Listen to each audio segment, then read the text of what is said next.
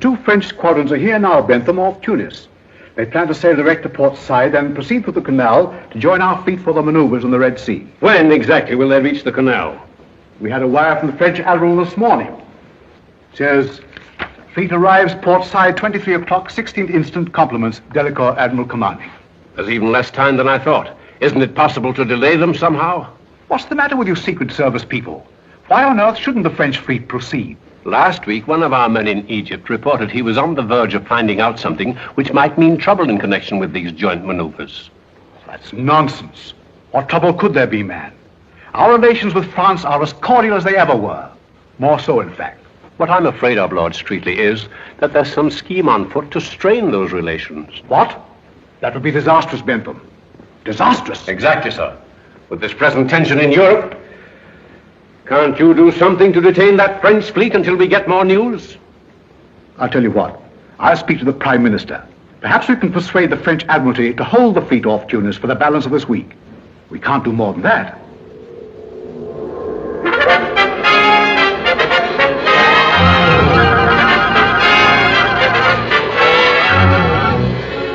I will accordingly remain here until orders received. Send this off to Paris. And take this message for my wife on the steamer Himalaya, reaching Port Said tonight.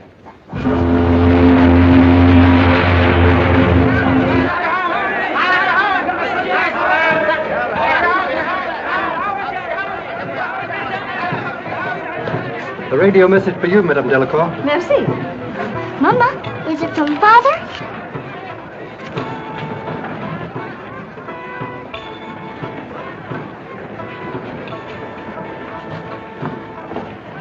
Is it from Father, Mama? Yes, dear. He sends you his love. No bad news, I hope, Madame. Oh, no, Monsieur Novell. Merely disappointing. Oh, Mama, aren't you going to see Father after all? Aren't we, Mama? Of course we are, darling. The naval maneuvers have not been called off. Oh, no, just a change of orders. Oh, it must be very interesting to receive important information like that before anyone else. Admirals' wives are always the last to hear of anything of real importance. I admire your discretion, Madame. I say, when did we land? I've just been up in the forecastle, the front bit, looking at the town. Oh, what a sinister, brooding place. Did you get the sinister, brooding smell of it? Oh, I say, this is so exciting. I've just thought of a marvelous heading for my third chapter. Listen to this. Port Said, the glamorous gateway to the mystic East. Aren't you infringing a little bit on Mr. Halliburton? I've never heard of him. You should find plenty of material here for your book, Monsieur Venable. Am I in your book, Rollo? I want to be in your book. Oh, of course you're in the book. You're all in it. Listen to this. Just a few notes. Just listen. The adventure begins. Moonlight madness, shipmates and deck companions, and the Oriental Sherlock. What's a Sherlock? He means Monsieur Moto, darling. Oh, by the way, where is Mr. Moto? I'd like to say goodbye to him. There is no need yet for goodbyes. Business detains me in Port Said for several days before I continue my journey. Where are you staying, Mr. Moto? At the home of friends. Do you by any chance know a wayside inn? You know, a place with local color, whirling dervishes and so forth. Where tourists find their throats cut? Yes, that's exactly what I mean. I think. First-class passengers will assemble in the lounge for passport inspection. Come along, Marie. We must find Nana and show our passport. Say goodbye, Nana. Goodbye, let's see that. Oh, now, look here. No, really. Somebody must have stolen my passport, or what? Didn't I see you place your passport in your notebook? Oh, yes, there it is. That's very clever, Miss Murray. Thank you so much. Well, goodbye, old boy. Goodbye. I'll see you at the hotel. All right, goodbye. Bye-bye. Mr. Norvell, this man says he has business with you. Ah, the travel agent, eh? Hawkins is my name, Bert Hawkins.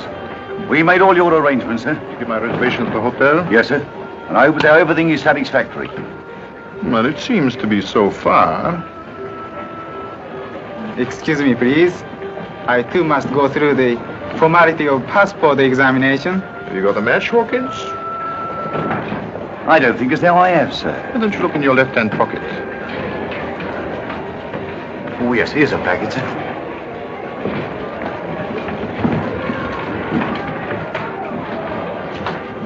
That Japanese is the man. Have you got your instructions? Yes, sir. I've got a cab waiting. All right. Help me through the customs and we'll pick him up there. Very good, sir.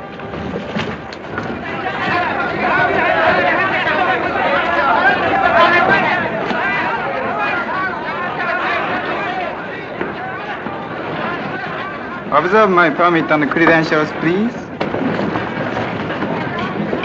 We'll wait for him outside. Hey, adios, Sunny Dick Go.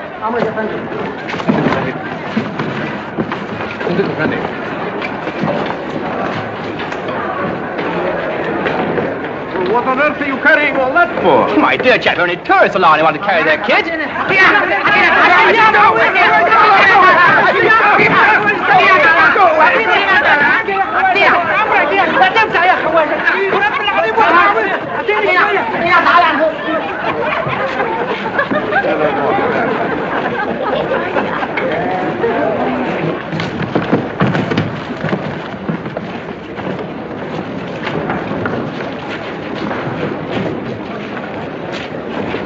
I'm so very sorry. I regret. It was entirely my fault. ごめんなさい。どういたしまして。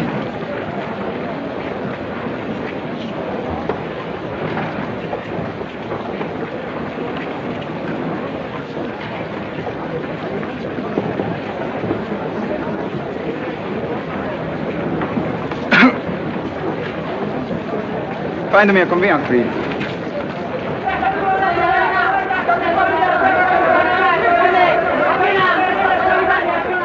Here he comes.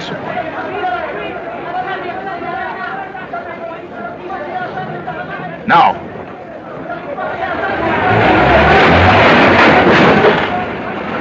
I'm terribly sorry. Are you all right, Mr. Moto? Yes, please. My own fault. No harm done. Won't you let me give you a lift? I'll be glad to drive you any place you want to go. You're most kind, Mr. Noble, but I must not trouble you. Oh, nonsense, nonsense, nonsense. No trouble at all. I'm going to the KV Hotel. You might just as well drive with us. Come on, Mr. Moto. Come on, jump in, Mr. Moto. Then.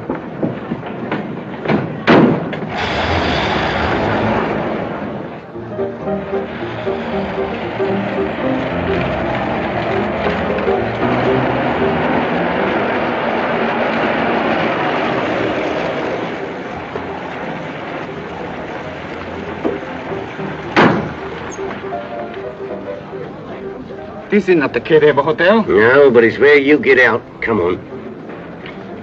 You better do what he says, Mr. Moto. Please, I do not understand.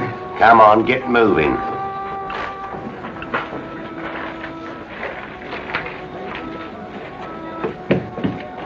What do you want with me? Never you mind. None of your monkey tricks. Inside.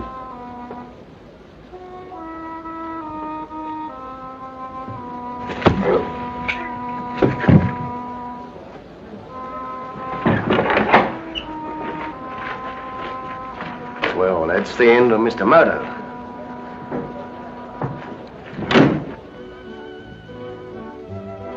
What are you calling your book, Monsieur Venable? Roughing It with a Rolling Stone. Or A Peep into the Interior. Good. Hi, Norville. Oh, good evening, good evening. I see you're all settled and comfortable, eh? Yes, but Marie was tired out. Her nurse has put her to bed. Won't you sit down? Thank you. You know, I was just saying to Madame Delacour, we should see the town. You know, the real port side. Not this stuff the tourists see. That's an excellent idea. But you must be very careful. He's a venturesome soul, you know. Oh, no. You're pulling my leg. Oh, you know I wouldn't do that. No, but seriously, why don't you join us? I'm sorry, but I have a business appointment. And anyway, I'm not a desperate fellow like you. I'm nervous. Mr. Eric Norville. Yes? I have a message for you, very urgent. By hand. Oh. Thank you. Excuse, please.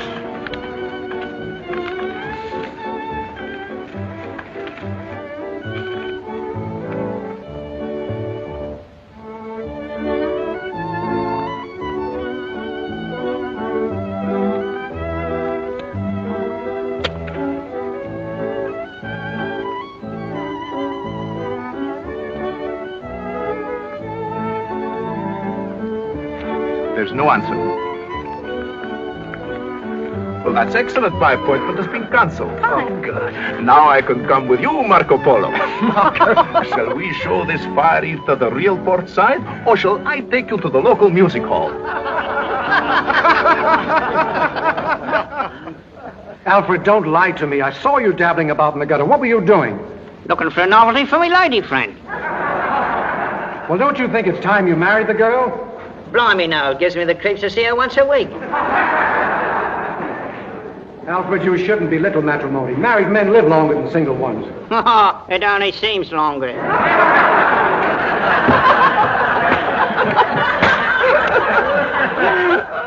I think that you'd better go into your song. All right, I'll sing a song if you drink a glass of water and smoke a cigarette with your left hand. Very well. What are you going to sing? Dumped him in the old Kent Road. Oh, no, you're not. You're going to sing something classical. Opera. What? Carry on. Music, Professor.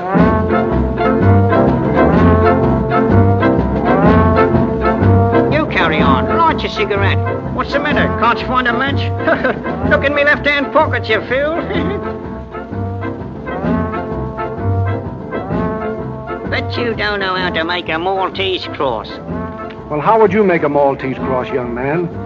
By pulling its tail. Music, Professor. I do like to be beside the seaside. I do like to be beside the sea. I do like to stroll upon the prom, where the brass bands play tiddly hum, pum, pum. So just let me be beside the seaside. I'll be beside myself with glee. And there's lots of girls beside. I should like to be beside the seaside, beside the sea.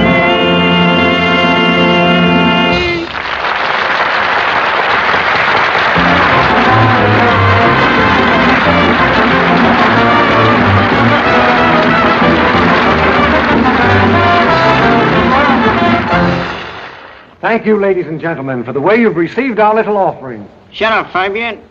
We do our best to entertain you. Hurry up, you big dummy. I got friends coming back to you. This is Intermission. Get off, you big hen.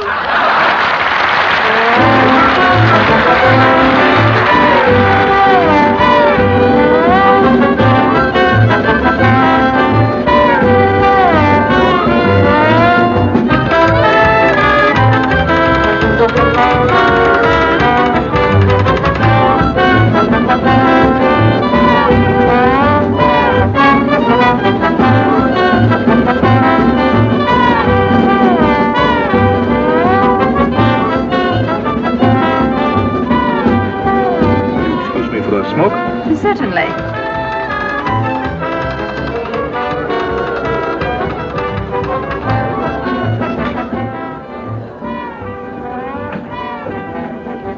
Hello, Ricardo. He's marvelous. He juggles things, you know. You can see it over there. Please, don't forget about it.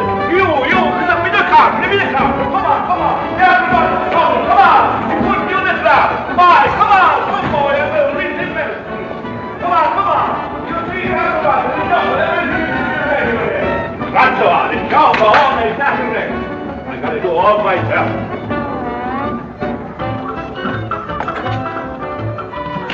Marguerite Wish, mister. Always the same story. Night after night after night. And then to catch you in the alley. Your performance suffers.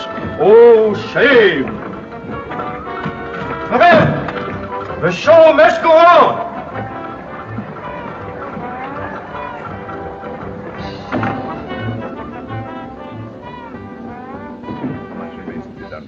Day's work. Although you and I will complete the project. Did you take care of your end, Master?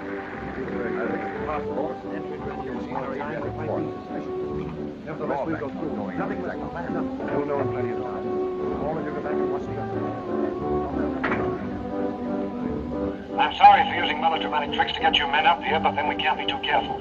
Norvell here arrived tonight on the Himalaya. And by a strange coincidence, Mr. Moto of the International Police was also aboard. Moto? Norvell warned me by cablegram, and I arranged for Mr. Moto to be taken care of. I only mention this to show you there's always a possibility of our being watched.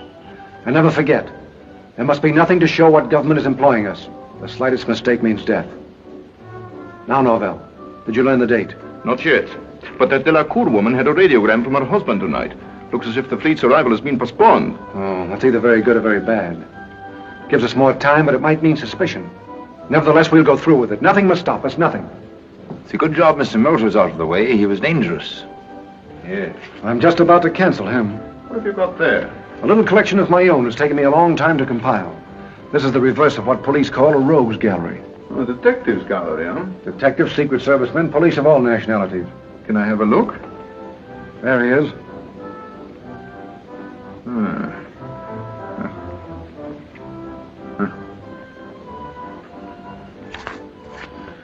Well, so much for Mr. Moto. That's really a magnificent idea. May I? Surely. How much remains to be done, Fabian? A day's work, Norval. You and I will complete the project. It is near completion, then? Oh, that is good. I had no idea you would be so far advanced by this time.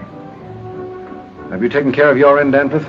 I fixed the passports and entry into any Aegean or Adriatic port. But it's been a drawback not knowing our exact plans. You'll know in plenty of time. Now, all of you go back and watch the rest of the show. Norval, we must know what's in that radiogram. I'll get it for you tonight, don't worry. Good. Report to me later at Connie's place. Quiet. What was that? I didn't hear anything. Neither did I. I'm afraid you're overly suspicious, Mr. Fabian. Perhaps.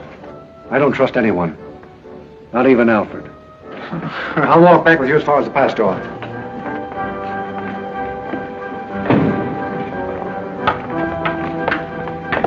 Wait a minute.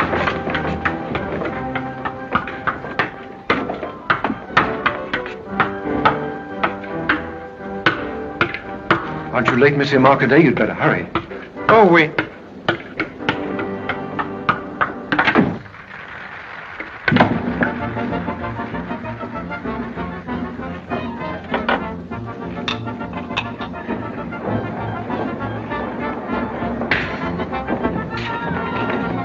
Wait a minute. Look.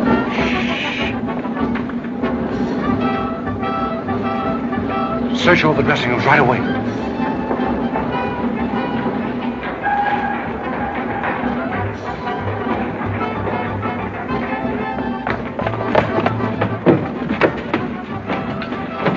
He's backstage somewhere. Hakim, watch the stage door. We'll search all the dressing rooms, mine first. There's no one here. I'll take this for you. Go up to the next level. All right.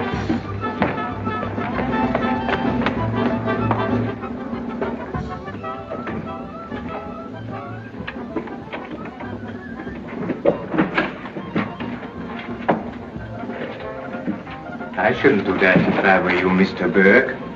It isn't worthy of your excellent position with the British Secret Service. Who are you? I'm your friend.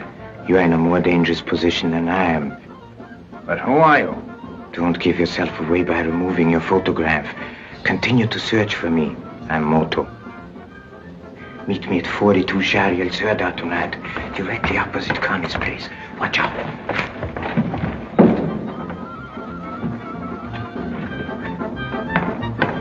Any trace of him? No. Let's go and find Fabian.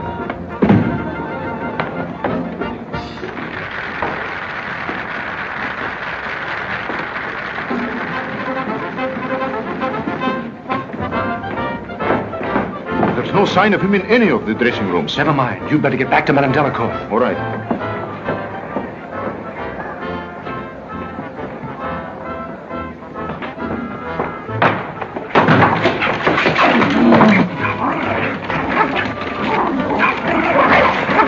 Are you crazy? What is the meaning of this outrage? What's the trouble here? Marguerite, she's very bad girl. She gives an odorless performance, then comes hiding here. I come following her, and this voice tosser, he assassinates me. I'm terribly sorry. I can explain everything. Now, just a minute. Somebody robbed my dressing room, and I saw Monsieur Marcadet sneaking around here, and I jumped on him.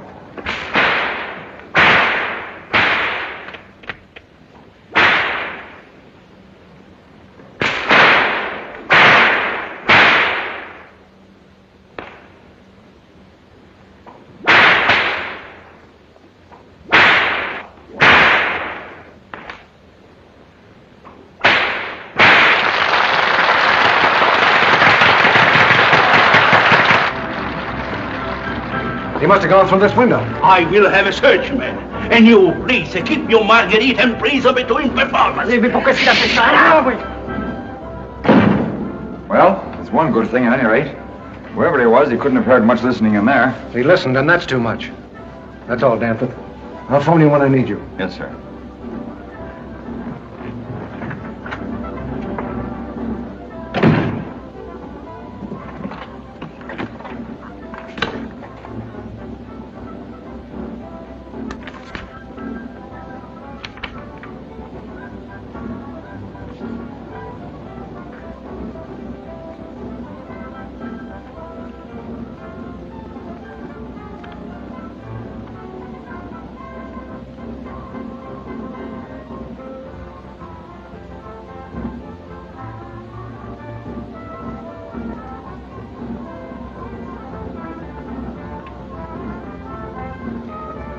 Say, Alfred, don't you think this gentleman bears a strange resemblance to Mr. Danforth?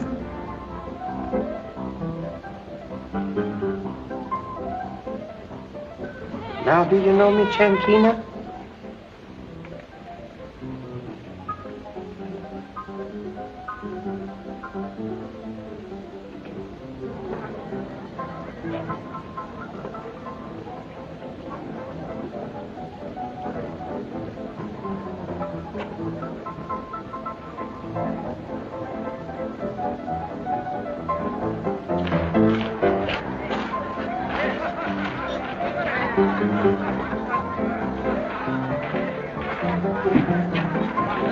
Empty.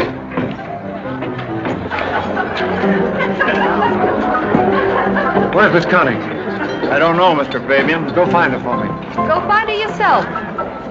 What's the matter? Gonna complain about something? Have you got any iodine? Oh, been speaking out of turn again, huh? Okay, I'll get some iodine and bring it up to your room. Hey, Bill.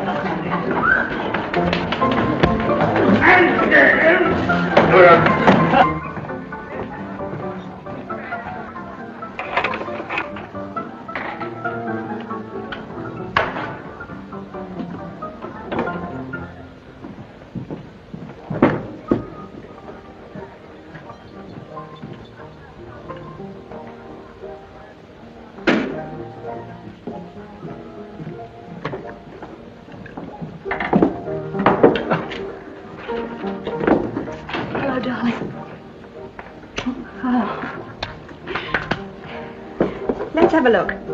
Oh, it's nothing. I just wanted to tell you I'm expecting a visitor tonight. A man called Novell. All right, but what did you do to that hand? The dog at the theater nipped me. I don't want you to go foaming at the mouth around here. Come on and give us that mitt. Why don't you let the bloke alone? Take more than a dog bite to hurt him. Oh, be as funny as you like, but in this filthy town it might be serious. A wolfhound once bit Alfred. All he got was splinters. I'm getting a bit fed up on your jokes. Don't listen to her, Alfred. It was funny at first, but now it's getting past a laugh. Why, you actually treat that dummy as though it were a human being. Oh, getting insulting, eh? Oh, I'm sick of Alfred. To tell you the truth, I'm sick of the whole dirty business you're in, whatever it is. Why can't we be together more? Why all this hide and seek? Why do I have to run a dive like this and pretend I hardly know you? Wait a minute. I've always done what you told me to without asking questions, but now I've got to know. Why do you pretend to be a third-rate music hall turn? What's your real game? Why don't you let me in on it so I can help you? You've said enough. Now be quiet. Sorry. I didn't mean to go flying off the handle like that. I guess it's because I love you so much. So you want to know all about my business, huh? Mm-hmm. All right. Take a seat in the office. As you're so curious, I'm going to tell you everything. Wait a minute.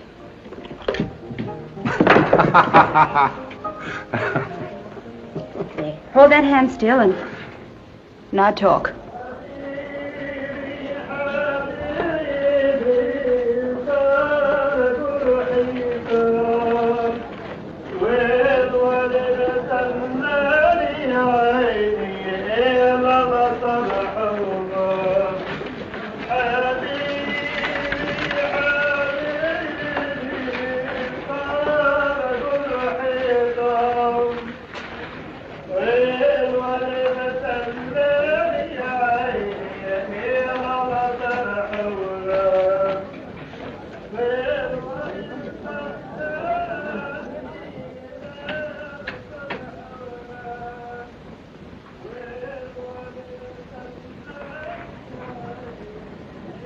Anyone here? Yes, Mr. Burke. I'm sorry to welcome you so inhospitably, but darkness is necessary if we are to observe the movements of the enemy. Please sit down. You really are Moto, then? That is my one permanent characteristic. But I thought Moto was dead. Fabian doesn't usually make mistakes. He made a grave mistake tonight when he murdered a countryman of mine, and he will regret it. Was this man deliberately posing as you? He was my colleague, keeping Mr. Norvell under observation. Incidentally, he diverted suspicion from myself. You see, at present, I'm Kuroki, dealer in Oriental art, and I'm in Port Said now for quite some time. How did you know me? You were, I believe, in Nepal about 2 years ago, posing there as a Buddhist priest. But I thought only our Secret Service knew about that. You may remember that extremely dirty mule driver who accompanied you to the border? What's that? Oh, yes. Moto, I'm beginning to believe all the stories I've heard about you. Please do not. I do not. But should we not return to our present assignment, I'm interested in the extent of your information. It isn't nearly enough. Fabian doesn't confide in his men, he merely uses them. But you sent a report to London only last week. It was more warning than report. All I was able to tell them was that there's a plot to cause trouble between England and France, which has some connection with the visit of the French fleet. That undoubtedly explains their postponed arrival. But they can't hold them long unless we discover Fabian's exact plans. Observe. Mr. Norvell is arriving. Come back later.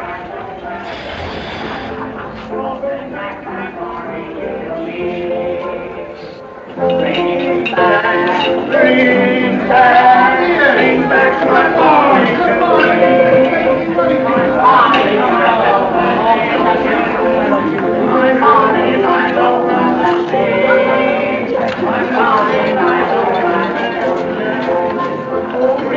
Why, hello, Mr. Norval. You remember me, don't you, Captain Hawkins of the Vulcan? Oh, yes. How are you, Captain? Fine, thanks. Where's Fabian? Upstairs, room number 10. And tell him I'm down here, will you? Well, glad to have seen you, Captain. Oh, bring back my Bonnie today. When you get down, see if Novella's come. All right, sweetheart.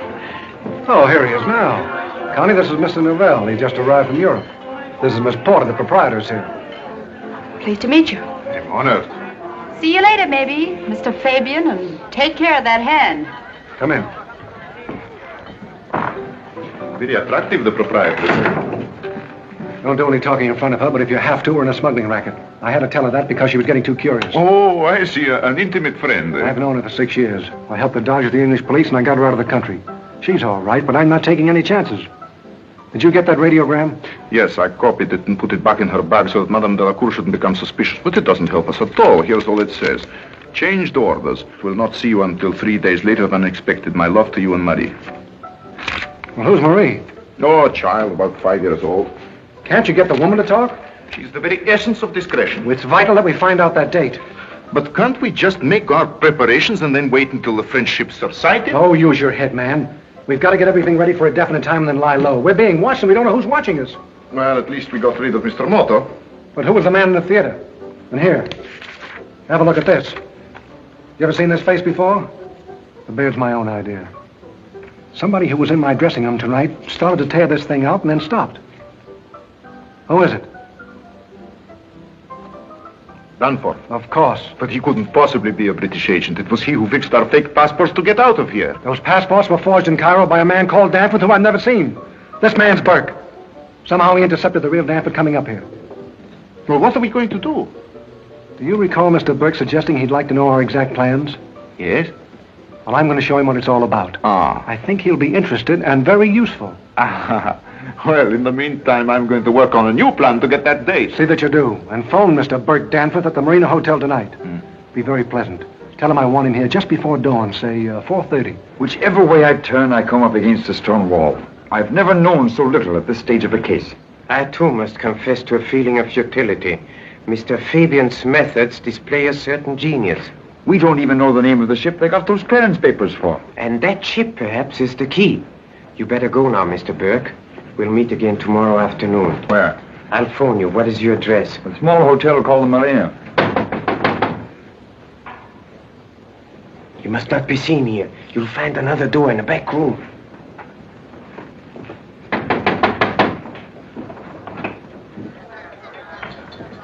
Good evening, please. Oh, are you open? Closing now for hours, but always open for #1 customer. Oh, dear, that sign there says you speak English. Oh, speaking English very fluent. Only selling A1 articles. Oh, me savvy. Me look-see in window. Me want to buy #1 PC. Oh, entering, please. Thank you very much. Entering, please, my humble shop. Oh, it's awfully nice.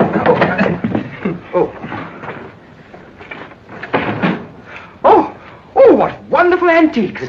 Oh, yes. Supreme collection. Buddhas, all dynasties, scrolls, all assortments, weapons, all murderers. Suiting you? No, not tonight, thanks. Me see ring in window. Yes, how much he? This one? No, not that one. No, the scarab ring. Oh, so? Gentlemen having first-class knowledge.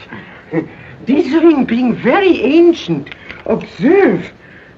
Being said to come from tomb of Cleopatra. No. Yes, sir. Oh, I say. Plenty too much money, maybe. Oh, no. Being new customer, I selling cheap. 60 piastres, maybe. Oh, I say that's jolly decent of you, but I really... Oh, no, but making small reduction. 40 piastres suiting you, but promising always handled with great care. Oh, yes, rather. Well, I thank you. I'm very much obliged to you. I have give you £5 note. Oh, yes, sir, being very large. Hoping to make change.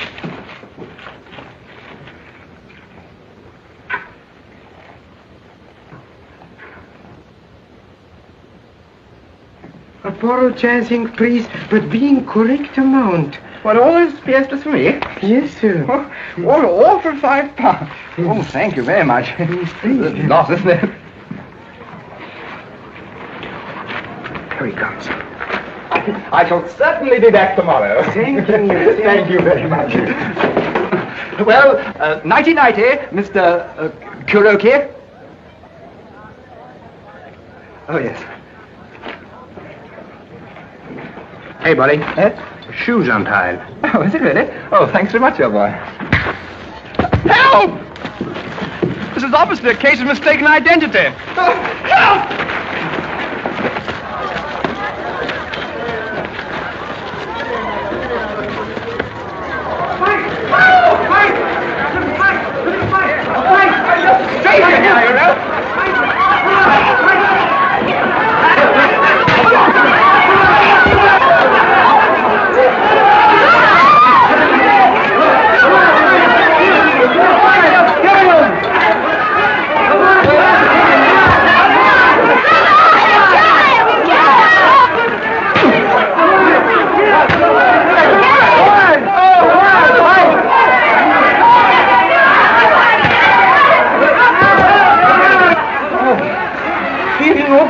Yes, I think so, thank you.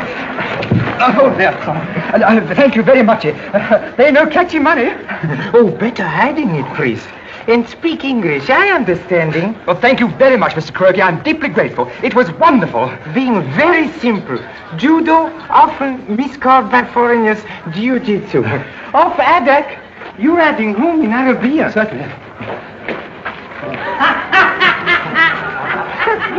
No, please. In here. Oh, I'm so sorry. Thank you. You staying at Kiddie Hotel? Yes, I am, yes. To Kiddie Hotel, please. Well, now, Mr. Kuroki, I'll see you tomorrow. Yes, sir, but humbly suggesting change of costume then. Oh, I see what you mean, yes. Wear something as if I looked I wasn't worth robbing. Yes, sir, yes, That's sir. a jolly good scheme. Good night, Mr. Okay.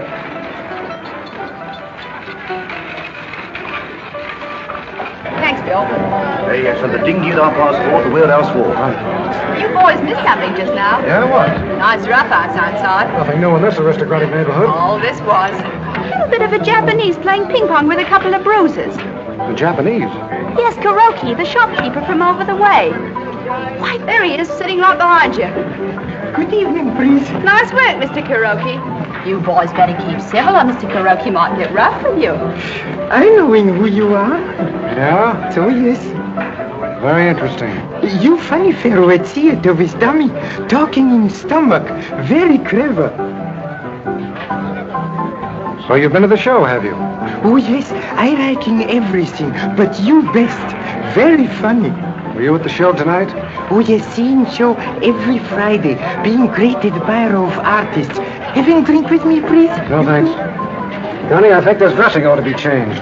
Okay, I'll do it. Could you hurt him hand, please? Being very sorry. The dog at the theater bit me. Oh, yes, seeing him in show. Very clever dog. Mm-hmm. See you later. Good night, Mr. Kuroki. Good night, sir. Good night, Miss Porter. Having a drink with me, please? No. I don't drink with no strangers, see? What's more, I don't know with no foreigners neither, see? Yes, sir. Yes, sir. I thinking gentlemen not liking me. Don't pay any blooming attention to that blighter, Mr. Kuroki. He always gets like that when he's had a couple of beers. Oh, yes. Who is he, please? Sailorman? Yes, he's the captain of the blooming Vulcan. Thanking you very much. And thank you.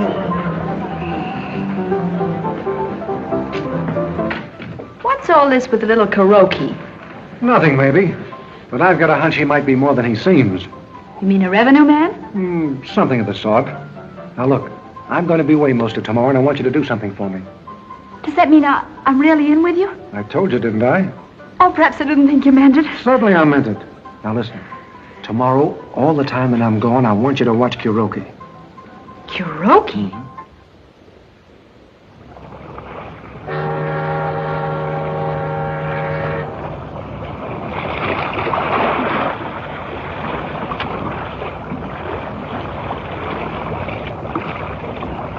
Where are we going? Out to the salvage boat, the Vulcan. The Vulcan, eh? That must be the ship the port clearances were for. Yes, I think you'll find her very interesting.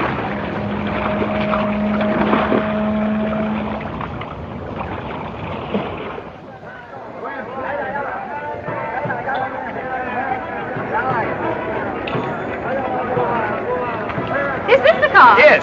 Oh, no, go away, go away. Empty. Yes, well, Norval arranged everything. He's going to get the picnic basket now. I say, I'm dying to see that ancient tomb he was talking about, aren't you? What's a tomb, Rollo? Well, well, I can't. Monsieur Novell told me nothing about a tomb. He just invited us to a desert breakfast. I have let the cat out of the bag, haven't I? What cat, Rollo? What bag was it in? Oh, just a little time. Oh, don't. Good morning. I'm sorry I'm late. I say, this is ripping, really, isn't it? What's ripping, Rollo? Well, shall we start? You know where to go, driver. And I'm a pundit.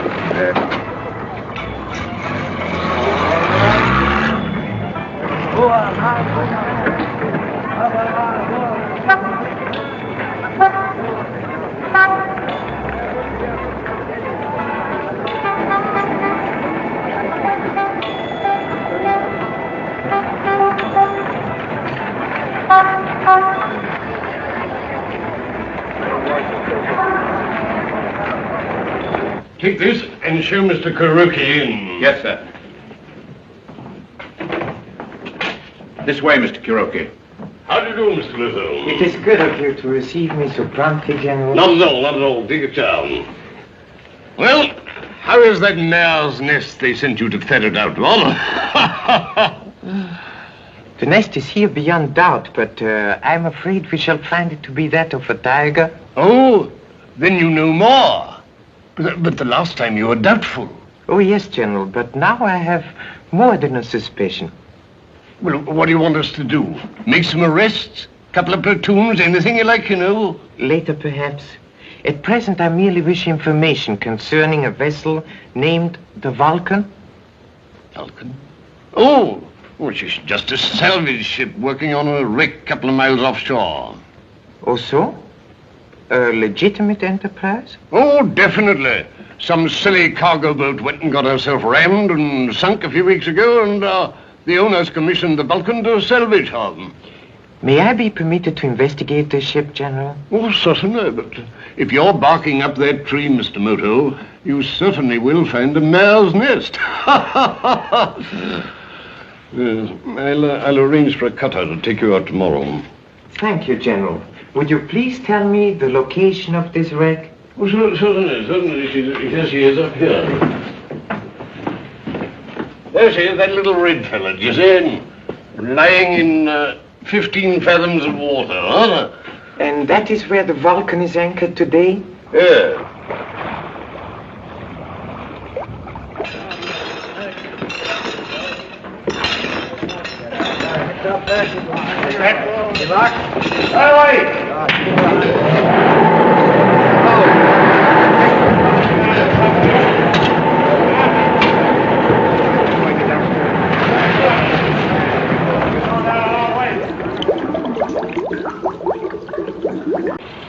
Neat, isn't it?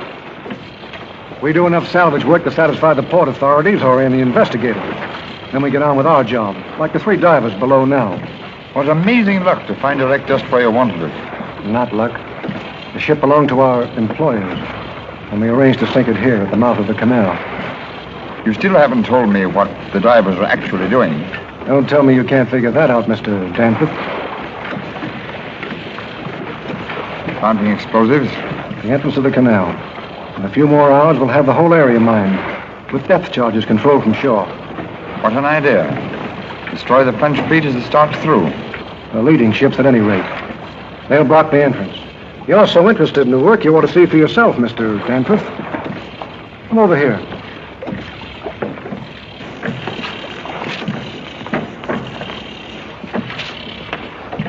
Never been down in a diving bell? You'll find it quite an experience. It's a bit cramped for 2. Yes, I should imagine it is.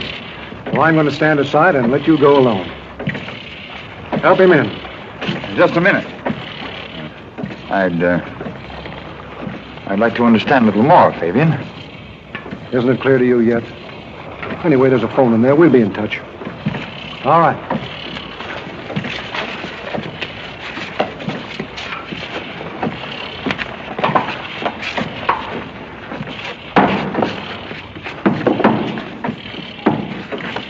Well, howdy with them wing boats.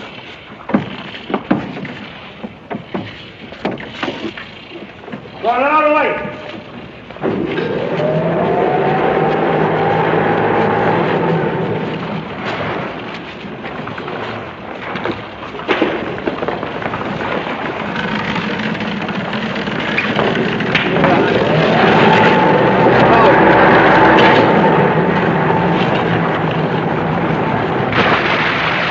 Directly, it's on the bottom. Connect me.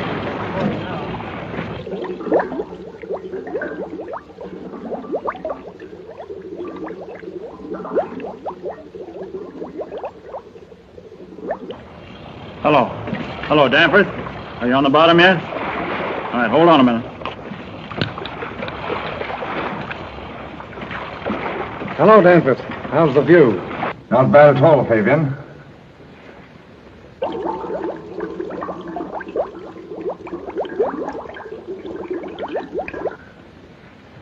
Congratulations. Very nice work indeed. But you'll never make France believe England did it. Oh, I think I can handle that all right. Suppose there's evidence to show that the whole thing was managed by a British Secret Service agent. How would that do? And suppose we call the agent S-14. You'd better hurry if you want to say anything. It's a pity we forgot to put oxygen tanks in the bell.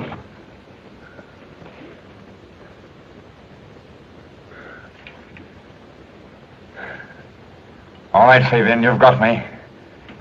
But you never succeed. 1,000 to 1 I do. Cut that cable. So long, Mr. Burke.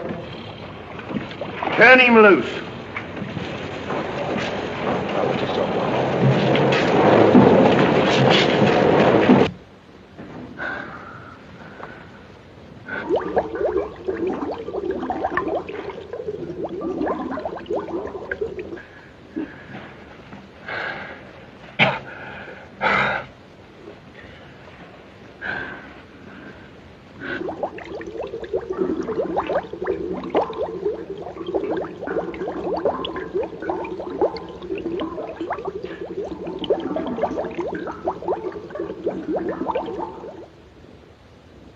You're being very certain, please, that Mr. Danforth's not there?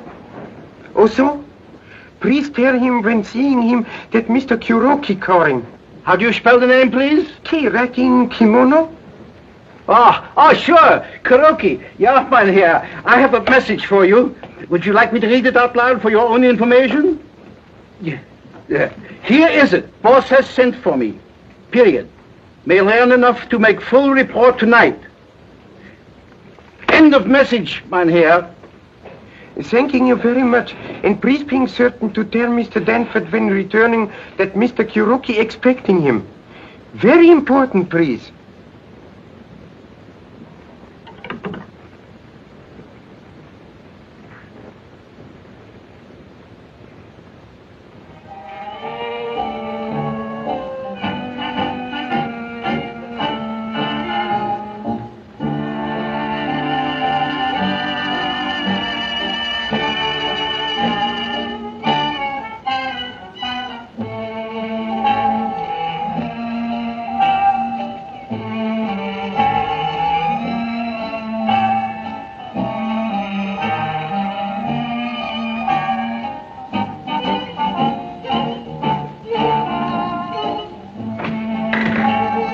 Hello, dear. I was getting worried about you. I thought I told you not to fool with Alf. Now leave him alone. Oh, I didn't hurt your pet. Have called have been here? Hasn't called, hasn't been. Wonder what's keeping him. What about Kuroki? This morning he went to the port commandant's office. Came out in about 15 minutes. Then he gave me the slip. But he's back at his shop now. Went to the commandant, did he? I didn't think it was so good myself. What's it mean, that he is a revenue man? Don't you worry your head, honey. If you're coming to the show, you better get changed. And on your way down, send Hawkins up, will you? Aren't you all? Fabian, your laundry's back. What, already? Yeah, they refused it. Oh, you're dippy.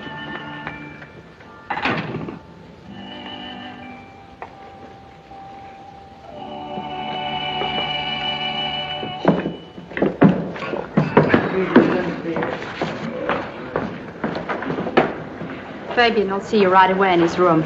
All right. Hey, wake up! Hey!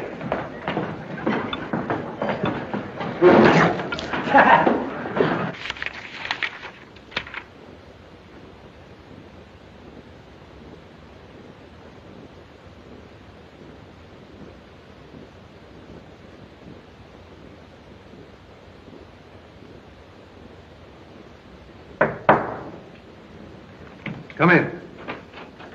Oh. Miss Connie said as how you wanted to see me. That's right. I've got a job for you. Well, anything you say, Governor. I want you to make one of those packages of yours and have it ready for tonight. Blimey, who are we going to do in this time? Mr. Kuroki.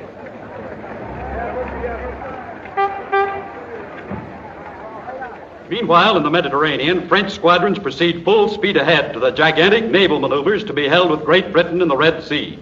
With all Europe engaged in the costly armament race, the tension grows daily.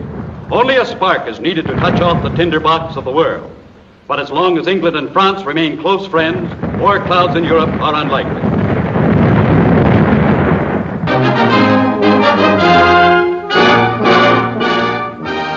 Hello, Fabian.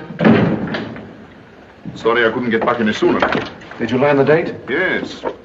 The trick with the child worked. When we went on that picnic to the desert this afternoon, I managed to get the child away from her mother, and she told me she was going to see her father tomorrow morning. Good. That won't give anybody time to stop us.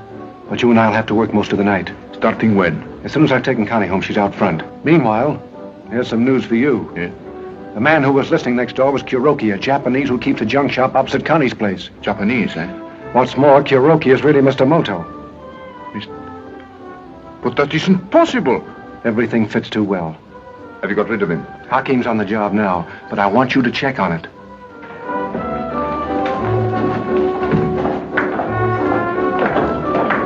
Could you tell me where Mr. Fabian's dressing room is? It's the third door down, on your left. Thanks. What did I tell you? He is human after all.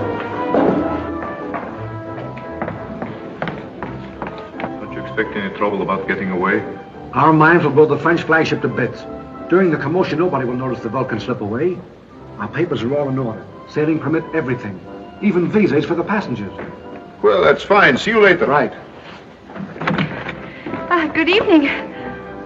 I thought I'd come back and see you. Didn't you enjoy the show, Miss Porter? You better take care of that right away, Norville. Come in, Connie, come in.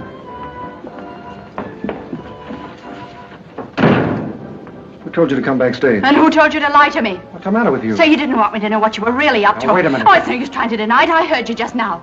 Smuggling. That's a fine word to use to blow hundreds of men to bits and start another war. That's enough. And don't think you can get away with it. Now listen to me.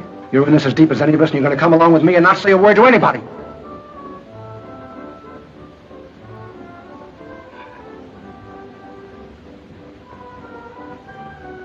Alf, what do you think of her?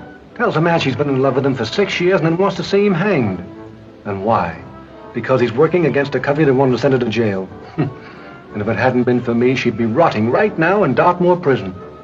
That's gratitude for you, isn't it? Oh, what's the matter, darling? Listen, you've nothing to thank England for. Why, you can't even go back there, ever. Come on now, be sane. Stick with me.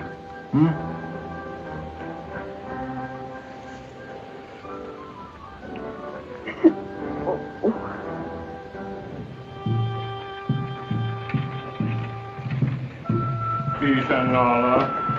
Peace and Allah. Peace and Allah.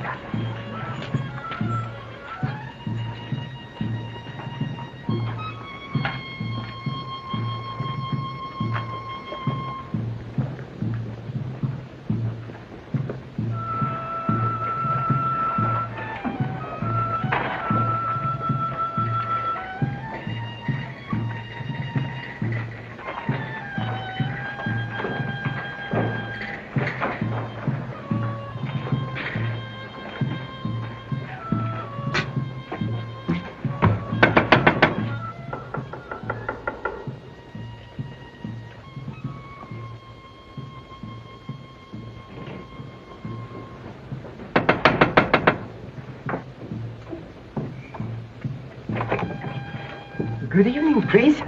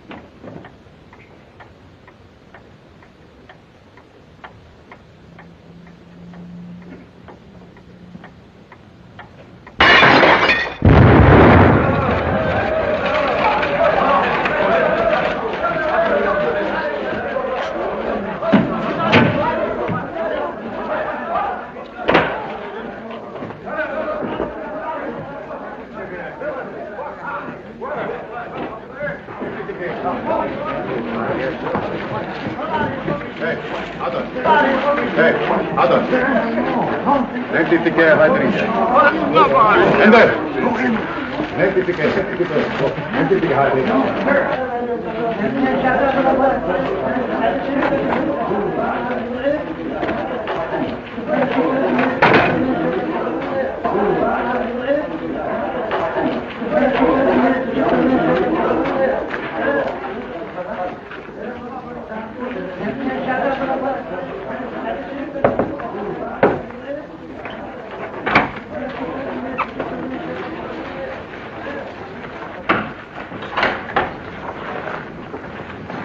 Oh, I'm awfully sorry. Frankly, clumsy of me. Begging pardon, priest. Why? If it isn't Mr. Kuroki. Excusing, priest, but being in great haste. I say, how do you like this kid?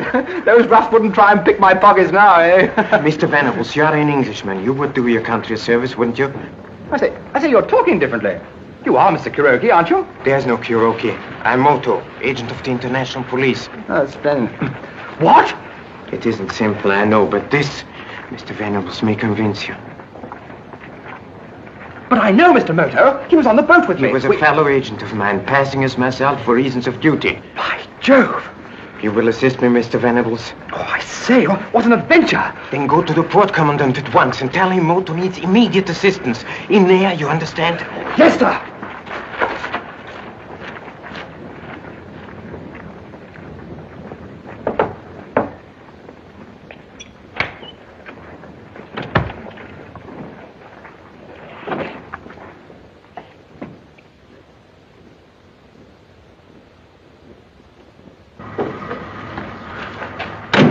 You wait for me here now. Hey, well... Oh, Dr. Livingston, I presume. No, it's Venables. It's Venables. The very man I want to see. Well, what on earth are you doing here and in these clothes? Oh, look, it's frightfully important. It's a matter of life and death, Secret Service, king and country. But what is all this? Mr. Moto, the real one. He's on a big job in that warehouse over there. I must go to the port commandant immediately and get help. Let me go in your car, please. Well, you really seem to be in the midst of things, don't you? Come along. No, wait a minute. I have a better idea. Yes? I'll send my driver with a message to the port commandant, and you and I will go back to the warehouse. Don't you realize Mr. Moto might be in danger? Oh, of course, it's a splendid scheme. Thanks awfully, boy. Come along, hurry, come along. All I can say, Zachy, my lad, I hope as how you really did get him. He was in the back room at the time of the explosion. What we should have done was to took him aboard the Vulcan and dropped him over the side, the same as we done with the other one.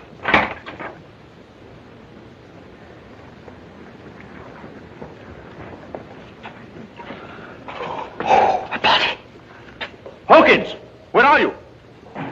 Here, Mr. Orville, anything wrong? Blimey, who's this? You see, Mr. Moto? Have you seen? Well, I don't understand. Well, don't point that at me. Oh. Keep quiet. Have you heard anything? This fool says Moto's in here. What? Moto? You bungled your job. Go and search the place. Why, you dirty, rotten bat!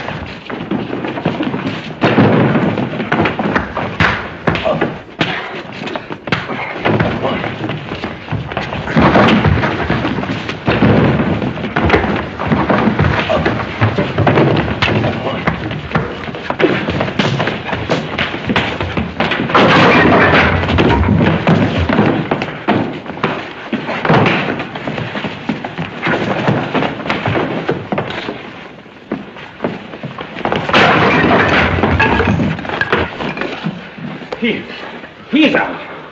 Yeah, so's the other one. All right, now. Tie them both up in sacks and drop them over. Yes, that's what we should have done in the first place. Blimey, that pup there give me a nasty scratch. All right, now, hurry up. I'm going to report to Fabian. All right, come on, Ed.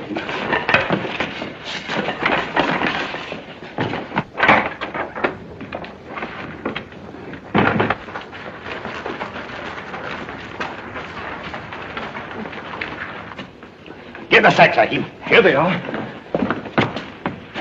Got plenty of weights in them? Yeah. Well, go straight to the bottom. Got it.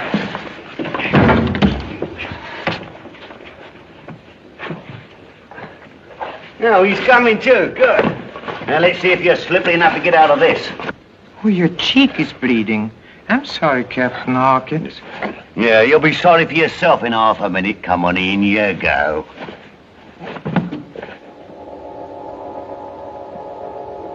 Well, that scratch wasn't by any chance caused by the ring on Mr. Rollo's hand? Well, what if it was? Oh, it would be amusing. What is all this? I'll knock that smile off your doll in a minute. Come on. What's making you laugh? The justice of the poets, Captain. To wrap the thought in other words, your face. My face? What about my face? Oh, poor Captain Hawkins. I do cherish a fellow feeling for you. After all, we are both rapidly nearing death. What? He's endeavoring to gain time. Hold your row. What is it? Come on, out with it, out with it. It is quite simple, Captain Hawkins. You see, I sold that ring to Mr. Rollo. The ring is very ancient, and if you were to examine it carefully, you would find a spring which releases a small needle between the eyes of the scarab. I'm very sorry for you, poor Captain Hawkins, but that point was impregnated with, tuak. What's that? Poison? One of the deadliest known. I don't believe you. Under that sack, let's have a deck out that ring.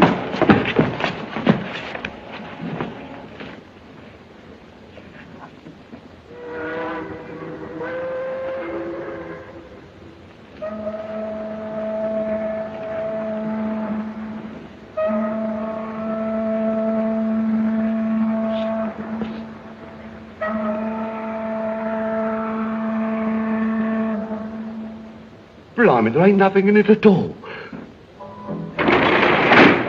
Go on, it's all right to talk in front of her. She's going to be with me all the time. Well, the explosion didn't kill Moto. What? He was in the warehouse, but we got them both. I told Hawkins to... Right, but we'll make sure. There's been too many mistakes. Come on, Connie. Me? Yes, honey. You're going to be with us on everything. Come on.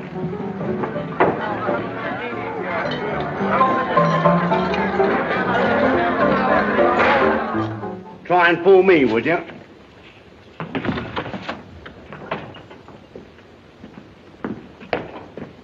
What have you been so long about? Well, this hoary-handle told me some yarn about a ring with a spike in it. And there wasn't no spike at all. Stop chattering and get rid of these. Now, while I watch you. Hurry up.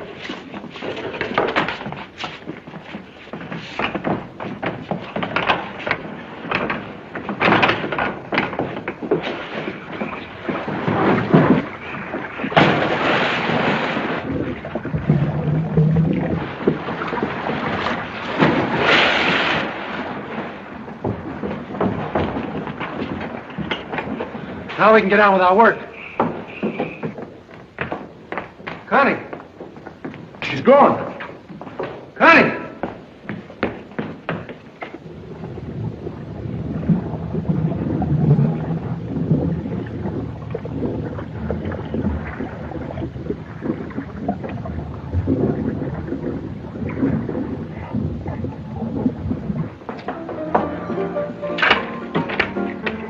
Hello?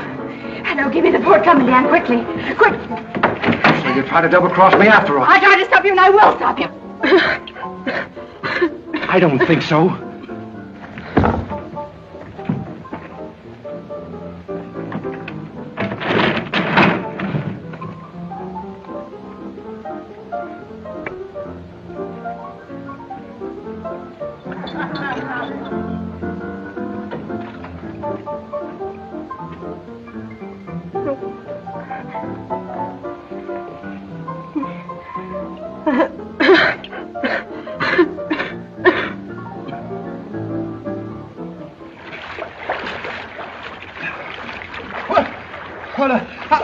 How do we get here? Talk softly. We are supposed to be dead. Well, dead? Extremely dead. They tied us in sacks and dropped us off this wharf. How did we get here? I was fortunate enough to obtain a piece of steel which enabled me to cut myself loose. And then to save you. The literature, of course. Oh, I say, thanks awfully. Now, Mr. Venables, listen carefully to what I say. Everything's ready now. Now, look here, Fabian. Why must I do this? You know I've had no experience with this sort of thing. Because I'm not trusting anyone but myself to give the signal when the flagship passes the buoy. So that leaves you. Come on, there's nothing to it. Give me a hand with this gear. Take it outside. Don't worry, Mr. Moto. I'll get through.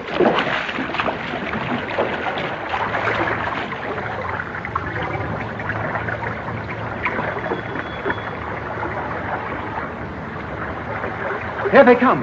Down you go.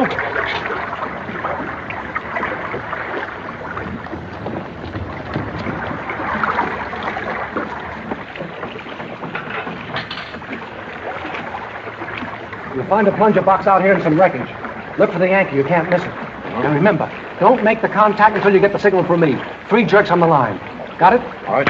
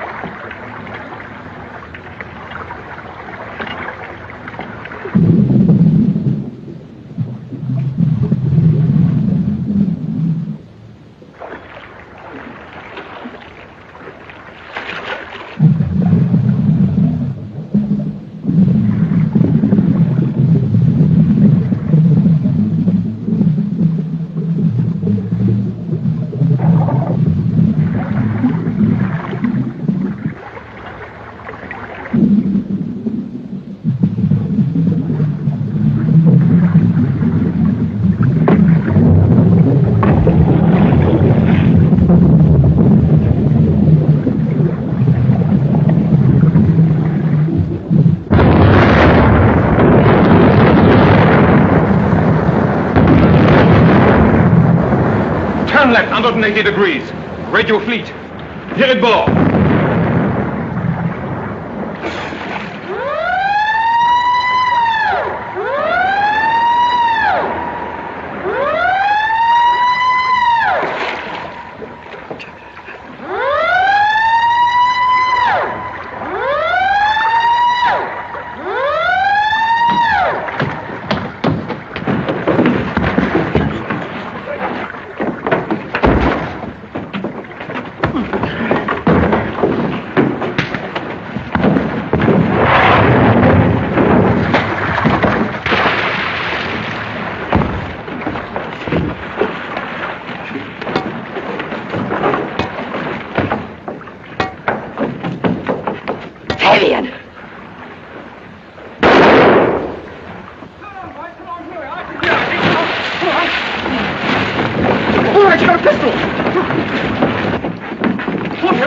All this. Oh, there you are, Mr. Moto. Who is this woman? A very gallant lady who saved my life.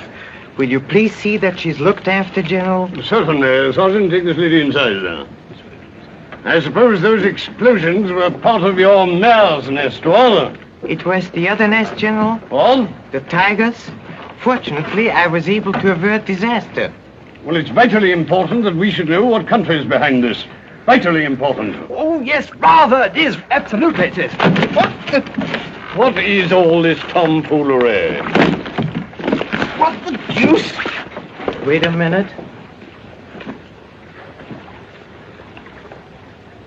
This may be the answer to our question.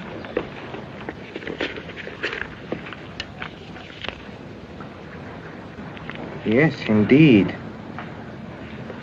See for yourself, General.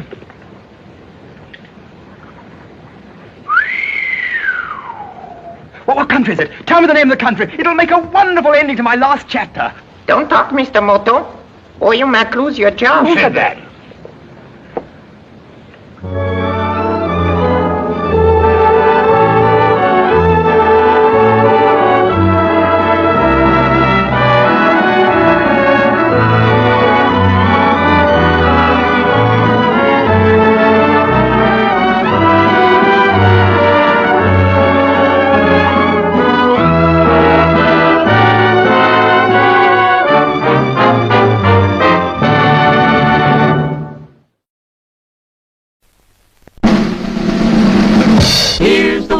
Quench our thirst, quench our thirst, quench our thirst. Here's the way we quench our thirst. At the refreshment counter, now's the time to yum, yum, yum, yum, yum, yum, yum, yum, yum. Now's the time to yum, yum, yum. at the refreshment counter. Popcorn, drinks, and candy too. Candy too, candy too. Popcorn, drinks, and candy too. At the refreshment counter, at the refreshment counter, at the refreshment counter.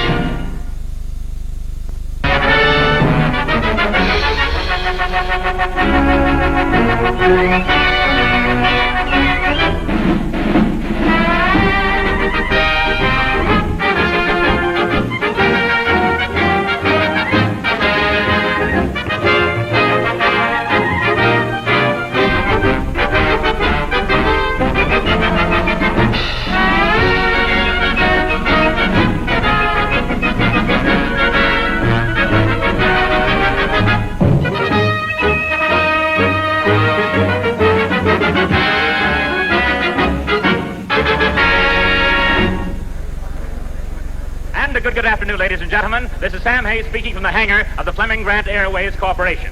During recent years, the whole world has become more and more transportation conscious. News has constantly flashed the experiments in revolutionary methods of transportation. Gathered before me are foreign diplomats, civic dignitaries, high-ranking army officials, and distinguished industrial leaders, all here to witness the christening of the new mistress of the air, destined to make history in transatlantic air travel, the Wild Goose. During the past few years, we witnessed the steady growth of aviation from an experiment to a giant network of air routes. Many great names have been scrolled on the honor roll of aviation's march of progress. This afternoon, we are privileged to meet and hear from one of its pioneers, the builder of the Wild Goose, known in the industry as the grand old man of aviation, Mr. John P. Fleming. Mr. Fleming. Mr. Fleming, I'm sure all of us here, and as well as the radio audience, would like to hear about the Wild Goose and what you expect it will accomplish for aviation. While transcontinental air travel is still in its experimental stages, I believe that in the Wild Goose we have a ship that will safely and comfortably carry passengers to and from Europe on a regular schedule. When do you plan to inaugurate this schedule? Upon the completion of my first test flight to Berlin and back. Do you plan to take passengers on this first flight? One. I shall be its star passenger. Are you going to pilot the ship yourself? Oh, no. Building them is one thing, flying them another. I've engaged the services of that distinguished flyer, Mr. Ace Martin, who with his assistant Joe Randall will pilot the ship. When do you plan to take off? Just as soon as the weatherman gives us the word. Now, is there anything else you'd like to tell us, Mr. Fleming? Nothing except that I should like to introduce the one whose constant encouragement has been my greatest aid in this new venture, my wife. Also, my junior partner, Mr. Sidney Grant. Thank you very much, Mr. Fleming. Thank you, Mr. Hayes. And happy landing.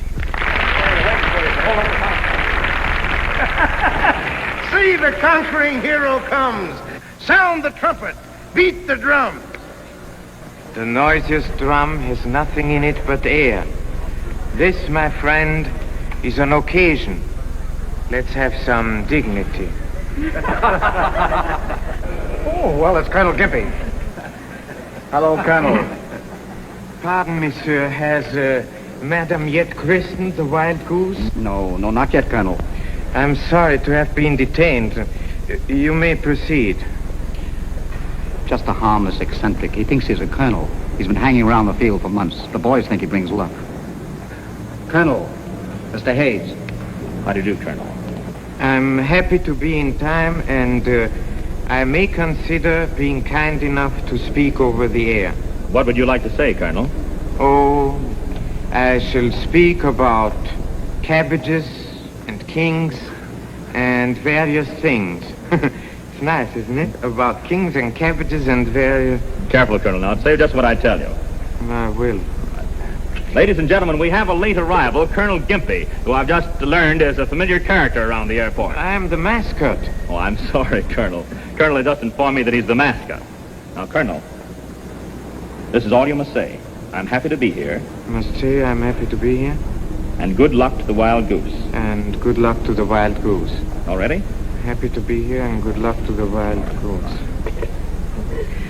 I built the Wild Goose so I could fly to my country and rejoin my cavalry regiment, because I'm the chief trumpeter, the chief of all the trumpeters, and they cannot charge without me. And now I shall speak about cabbages Thank and you very kings much, and various Colonel. That's very things. nice. Thank you a lot. Hooray! Hooray! Thank you. All right. Ladies and gentlemen, that was Colonel Gippy, the mascot at the airport. Oh, Mr. Martin. Miss Gomez has been most anxious to meet you. Miss Gomez, Mr. Ace Martin. How do you do, Miss Gomez? How do you do, Mr. Martin? Well, ladies and gentlemen, that famous daredevil flying organization, the Top Gallants, have just arrived. They're appearing here today in honor of their most distinguished members, Mr. Fleming, Mr. Grant, and Mr. Ace Martin. I want you to hear these death defiers sing. They're great.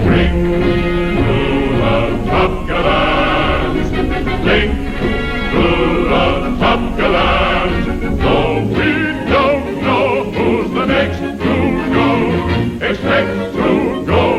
For the devil may care, we're men of the air. We sing things as they come, with a smile, a song, and a dance. From our shoes, fat, coat, hat, anyone looking us over can tell at a glance. We're the Top Gallants. Ring to the Top Gallants. Ring to the Top Gallants. Though we don't know who's the next to go, expect to go. For the devil may care, we're men of the air. We take things as they come, with a smile, a song, and a dance. From our shoes, fat, coat, hat, anyone looking us over can tell at a glance. We're the Top Gallants.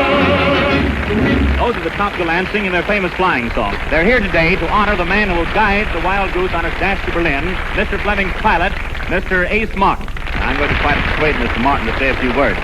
Just a few words, Mr. Martin. No, thank you.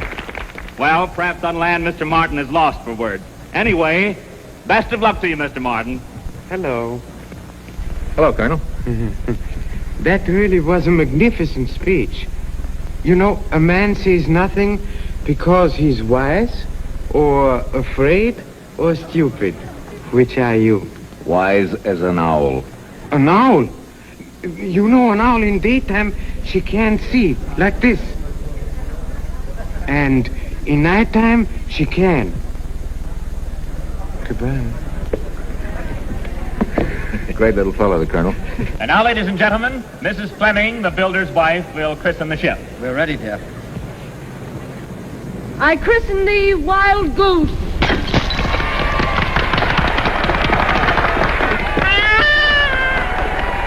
Hooray!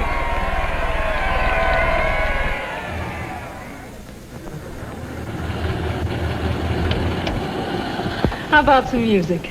Right. Hello, Joe. Hello, Ruth. Hello, Eddie. Hello, Eddie. What do you want, honey? Oh, something simple. How about a Tailspin Sunday? All right. I'll have the same.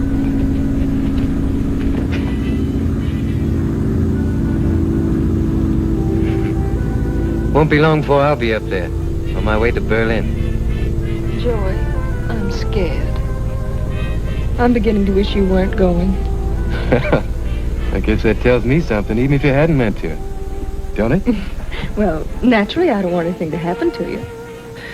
When the company starts flights to Berlin, maybe someday we'll fly over on our honeymoon. And I'll be the pilot. How about it? Maybe. That's swell. But you're a long way from being a pilot yet. Oh, I don't know so much about that. What do you think Ace Martin's been grooming me for, huh? What was I a couple of months ago? A grease monkey. Ace likes my work and breaks me in for his mechanic. Even lets me sleep in his apartments nights so he can give me talks on navigation. Now he thinks I'm good enough to fly to Berlin with him. Must be some reason for all that, and if it ain't because I got the makings of a good pilot, then what? I know he's terribly fond of you. Maybe I wouldn't go to town for him, too. He's the greatest flyer that ever lived, and the best friend. So what do you say, honey? You want to get engaged? Who are you proposing for? Ace Martin or yourself? Well, now...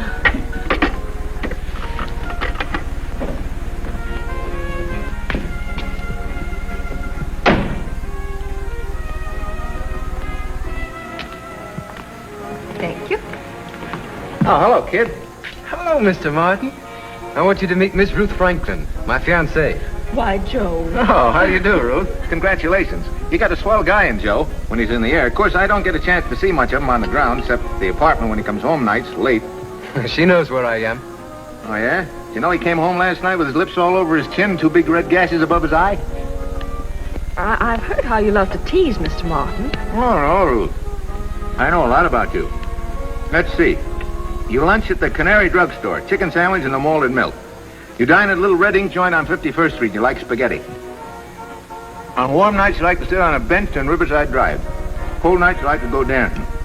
But you always go home at 11:30 sharp. 10 minutes later is when I start to hear about you. Tell you another thing. You work in a filing room at the trucks and aircraft plant. You have no assistant, you're overworked, and you're kept there after everyone else is gone. Correct? And that's where Joey comes in. He comes and waits for me. That's where I come in, too. A watchman gets my good cigars for keeping his mouth shut. Oh, boss, you said I could help myself. Sure I did. Now that I've met Miss Franklin, I think that watchman's going to start smoking better cigars. Well, goodbye, Ruth. See you later, kid. I'm going to go get something to eat.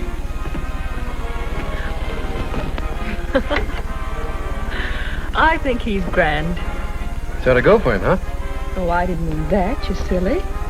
Well, he's the only guy I wouldn't squawk about if you did. That's what I think of him.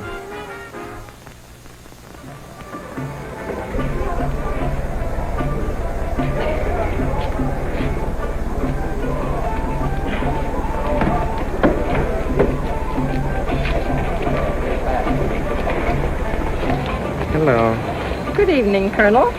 The usual? Uh-huh.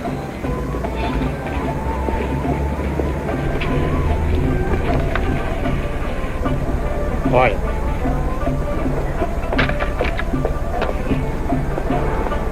Cabbages and kings are marvelous things.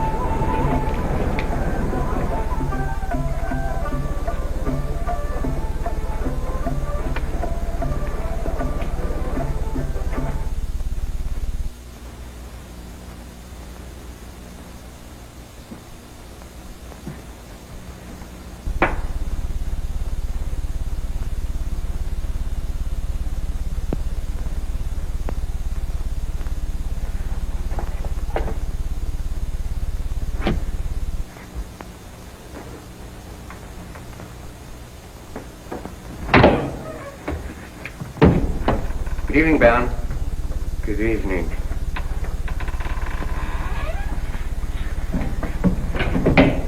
Did Operative 30 get here yet? Not yet, Baron. Have him come in when he does. I'm also expecting Operative 16. Not through that door, use this one.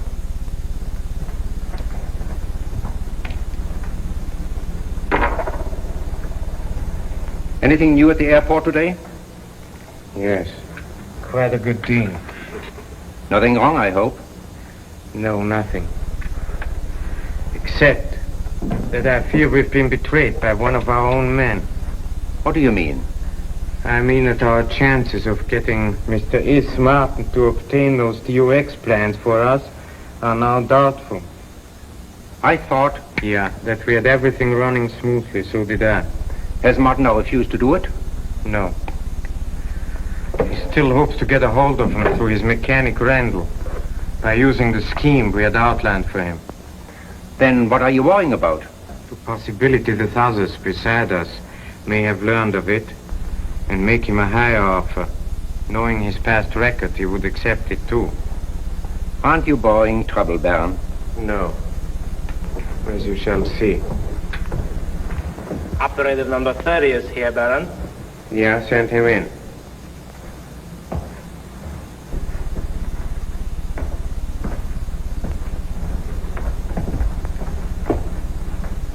Good evening, Baron. Good evening. Beautifully cut coat you have on. Thank you, Baron. You should compliment your tailor. You and your lady friend were the most distinguished couple at the christening this afternoon. Thank you, Baron. You were there in line of duty, weren't you? Yes, Baron. Carrying out your orders. That charming young lady I saw you with. Old friend? I've known her for some weeks. She's Senorita Gomez. Her father is a planter in Havana. So, the daughter of a planter in Havana. She's, of course, unaware of your identity. Oh, absolutely, Baron. Affirmative. Number 16 is here, Baron. Come in.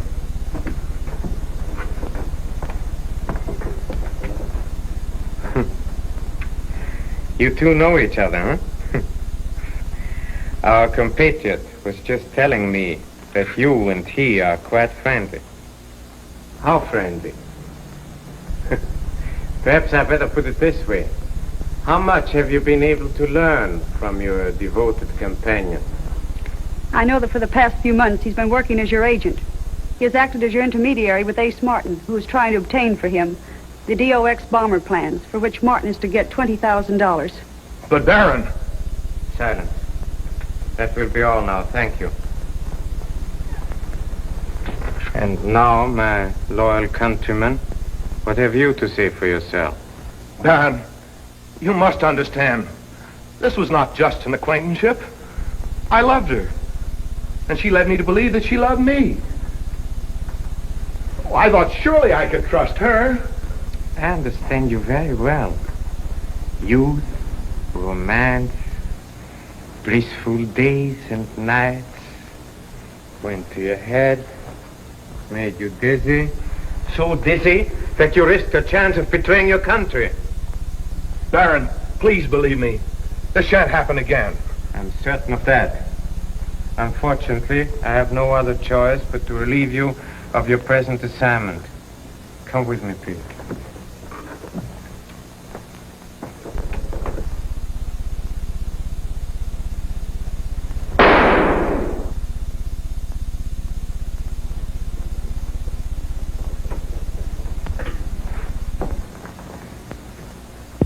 Weaklings, blunders.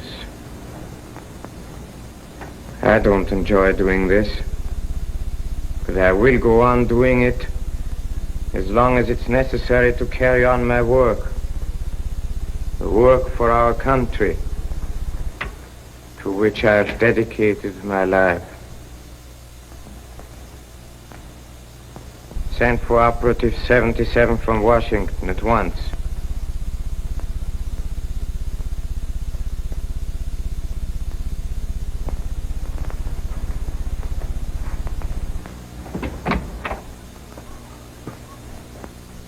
Oh, hello, kid. What's the matter? No red marks tonight? What'd you do, wash your face or have a quarrel? The way you kidded us this evening, she ditched the lipstick. Nice girl, Joe. How'd you do it? I'm still guessing. You know, it scares me sometimes, wondering. Will she wait till I get the price? Don't you worry. When we bring down the Wild Goose in Berlin, you'll be on Easy Street. And your girl won't have to work for that scrub Cruxton. Mix yourself a drink. Thanks, Mr. Martin. Don't wait for me to ask you. You live here. And another thing, stop calling me Mr. Martin. Thanks, but even being here is an imposition. Cut it. Glad to give you the boost I got when I was in your spot. I never knew anybody ever got behind you, Mr. Martin. Ace? Yeah, he's dead now. He put me through Trinity Tech. Trinity Tech? Then you're an engineer, so you ought to be building airplanes. Something in that. Anyway, that kind of work right now brings up something I'm trying to forget. Sorry I brought it up, Ace. While we're on it, let me give you a tip. The minute you can support that nice girl of yours in an inexpensive home, you hop to it.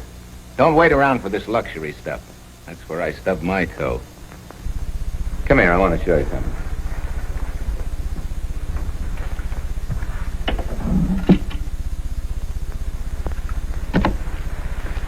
We'd be married 5 years now if I hadn't been a sap. I was pulling down 20 a week when we were engaged. Then I figured out a special propeller for a hydroplane. Well, I knew I had something big, so I sold her on the idea of waiting till we got hold of a fancy income. But I sold it so strong that when the income didn't materialize, she got tired of waiting and married somebody else. Didn't your propeller turn out? I'll say it did. But not for me. Where's my drink? The other room. Yeah. Somebody swipe your idea? Oh, the same old story. Sucker inventor and a smart businessman. Better make yourself a nightcap. Thanks. You don't mind telling it, I'd like to hear about it. Yeah? Well, kid, if you ever invent anything, you chase right out to a throat specialist. Get him to fix you up so you can't talk.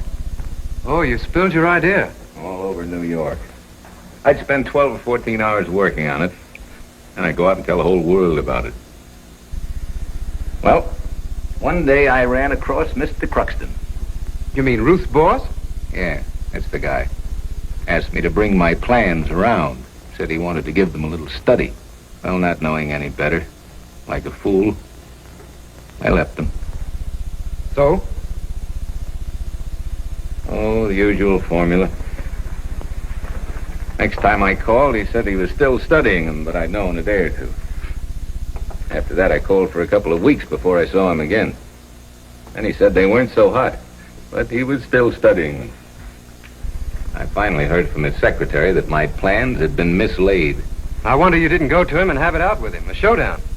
But by then I lost the girl I'd done it all for. Then I began to wonder if the plans were any good myself. Say, are they any good, Ace? Any good? I'm proud to say that due to Mr. Cruxton's intensive study, my DOX plans are worth a couple of $1 million. To him, not to me. Would they still be valuable to you today? I'll say they would. Why? What are you thinking about? Say, I think I can get a hold of them for you. Nix.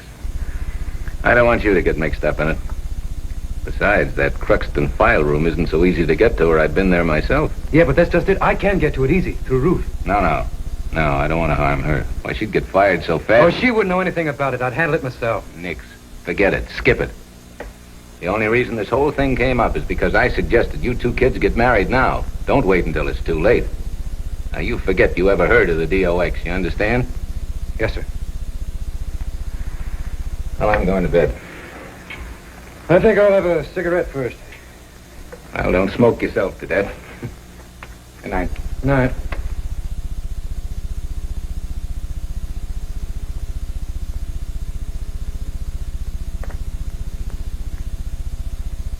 DOX.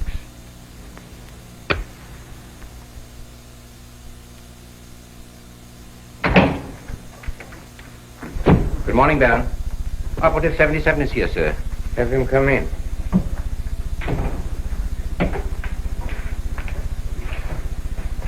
Good morning. Good morning, Baron. I didn't know you were in America. I've been here many months. I came over here on a very important mission. So important that if I fail, they would expect me to resign. I am completely at your service, sir. Thank you. We are after the plans of the DOX bomber plane, which are in possession of the Cruxton Aircraft Company. I know the plant well. A very difficult place for operatives to get into. They won't hire foreigners. Money gets in anywhere. Baron, are you aware that practically every war office in the world is offering a tremendous reward for those plans? That's the point. Extreme secrecy and speed. Have you made much progress? Yes. We are putting our money on a man who'll undoubtedly manage it. Only, I don't trust him. May I ask who he is? Ace Martin, the flyer. Ah, yes, I know of him. Clever fellow. Of course, you understand that he's in espionage merely for the profit. Exactly. Arrange a meeting at once and test him in the usual manner. Very well, Baron. Is that all? Yes, thank you.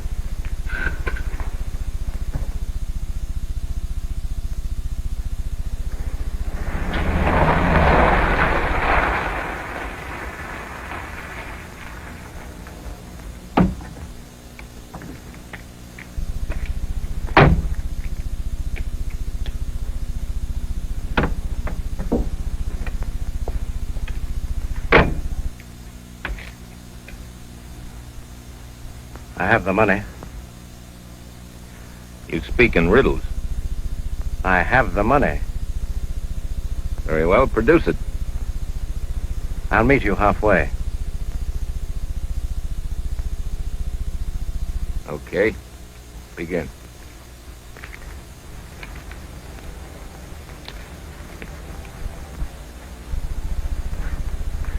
What's on your mind? Have a cigarette, Martin? Thanks.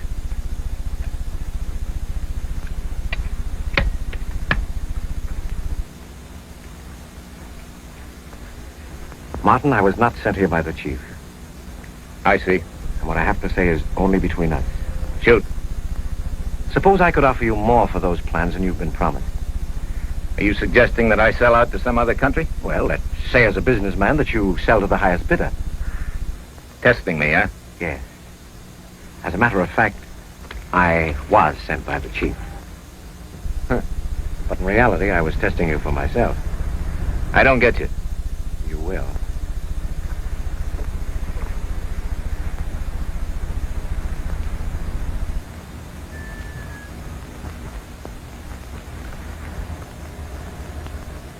Oh. I'm beginning to see daylight. You're supposed to be a loyal agent of the chief's, whoever he is. That means you're a loyal subject of his country, whatever that is. But in reality, you're an agent for your own country. Precisely that. What is your country? For the moment, we'll refer to as country number 2. What's your proposition? It's quite simple. Country number 1 has appointed me as intermediary to pay you the $20,000 when you deliver the plans. Now, that money I'll bring you, and it's all yours for your trouble. Where do you come in? My country, that is, country number 2, has authorized me to pay you triple the amount, but on one condition. What is it? At the moment you get them, you deliver the plans and myself to my homeland by plane. I see. You're afraid country number 1 will put the Indian sign on you. Exactly. Where is your country? Not far from the destination of your proposed flight. Oh, you mean you want me to take you with me on my flight in the Wild Goose? Do you suppose that could be arranged with Mr. Fleming? Yes. Yes, I think it could. Then it's a deal? It's a deal.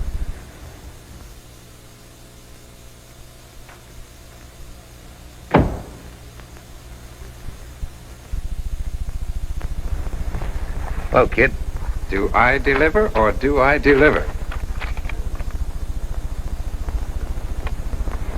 I'll say you do.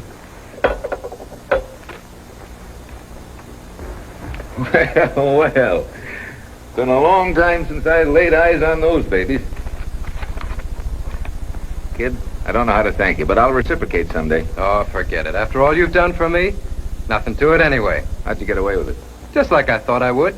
I'm up there waiting around for Ruth. The big filing vault's open, so Ruth steps out for a moment, and I stroll in just like I was looking around. I see a little drawer marked DOX and pull it out. There before me is the envelope. I stick it in my pocket, shut the door, and saunter out. Where was Ruth? Busy with her lipstick? How's that? That's right. Your face is all gashed up again. Felt kind of queer for a moment swiping something. I guess the fellow's got a right to swipe what's his own, and after all, I was acting for you. Don't you worry about that. If there's any criticism, I get it. It was my idea. I think I'll put this in the safe. I wouldn't say anything to Ruth about this. It'll just make her feel uncomfortable. Sure. Of course, you'll hear about it when you put your claim in. Yeah, we'll all hear about it in a big way, kid, and you'll get yours. No fooling. No, don't bother about that, Ace. I mean it.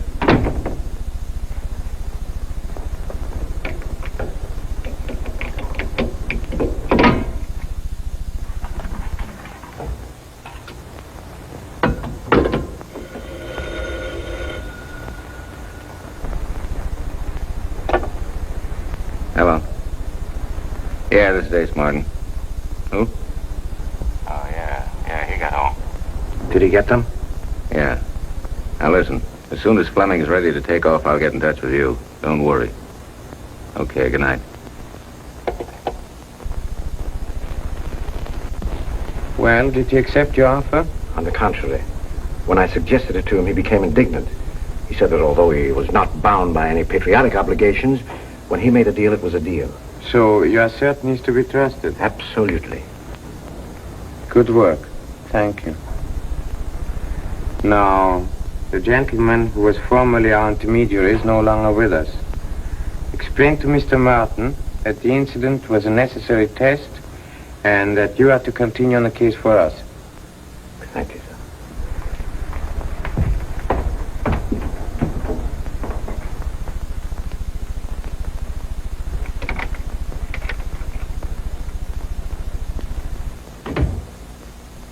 Matthews? Matthews? Good evening, Mr. Fleming. Oh, Matthews, I'm afraid I'm a little late. You have everything arranged, the flowers, the cake? Yes, sir, everything. And you have kept it a secret, of course, from Mrs. Fleming? Yes, sir. Good. Matthews, when you serve the coffee, will you bring this in? It's a gift for Mrs. Fleming. But Mrs. Fleming won't be home, sir. Won't be home? What do you mean? She left this afternoon rather hurriedly. She asked me to give you this note.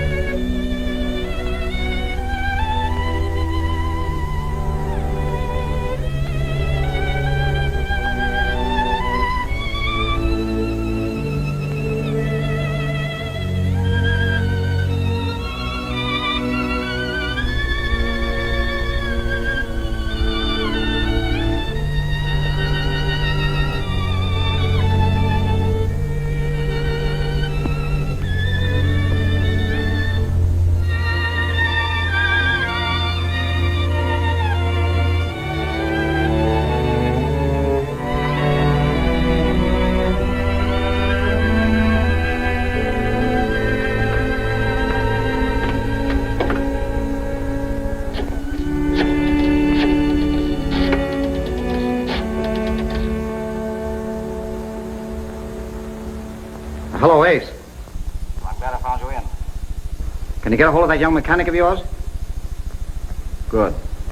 Well, I've got a surprise for you. We're hopping tonight. Yeah?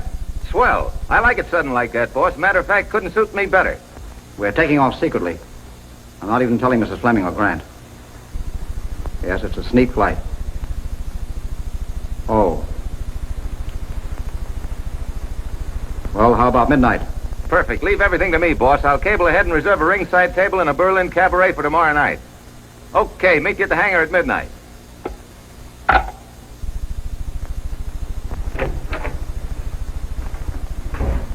Ah, what are you dialing up for? You know how love is, especially on Wednesday night. You don't get annoyed if the milkman gets here first. You know where you'll be when the milkman comes? Sure. On a bench on Riverside Drive, floating on clouds. You'll be floating on clouds, all right, 600 miles out over the Atlantic. We taking off? Midnight sharp. Yahoo! 9 o'clock. Just got time to tell Ruth. Wait a minute. You can tell Ruth from Berlin tomorrow night. The takeoff's secret. Everything's under your hat. I gotta tell her something. We got a date. You can explain from Berlin. Do you get it? Okay. Now, look, I want you to chase down to the Times drugstore. Pick up a package I'll phone for, then get out to the airport as quick as you can. All right, beat it. Don't we pack? Yeah, I'll pack your toothbrush. On your way. Okay. This is how I like it.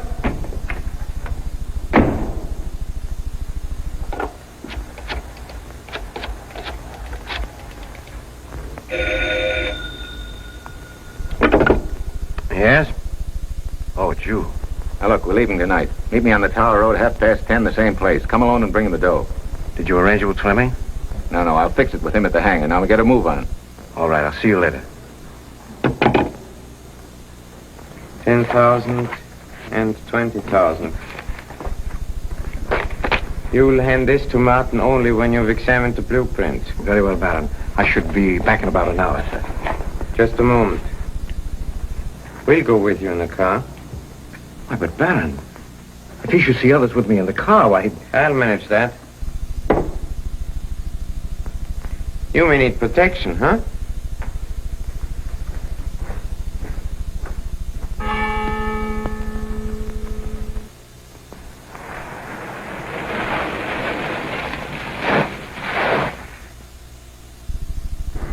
That's Martin's car ahead, Baron. Oh, I'm afraid I've killed the motor, sir. Doesn't matter. Walk over to Martin and get those plans. Remember, nothing must go wrong. And the whole thing shouldn't take over a few seconds. Yes, Baron.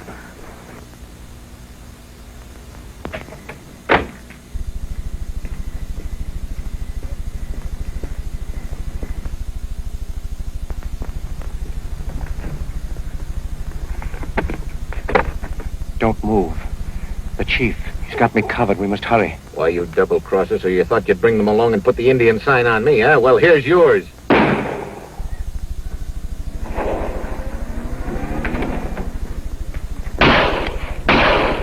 Stop that. Get in and start the car.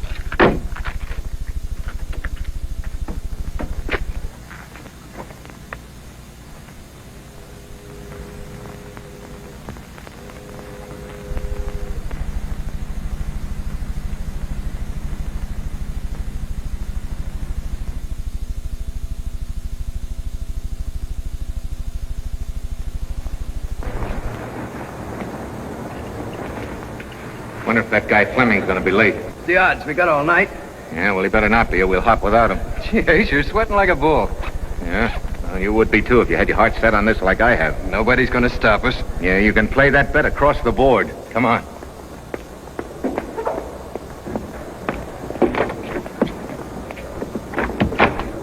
I wonder if... What's the gun for? Gate was open, wasn't it? Watchman missing. Something phony about that. You sure that gate was open? How else could I get in? Gee, Ace, you're on edge. Come on, we're not going to wait any longer. Let's roll her out. Right.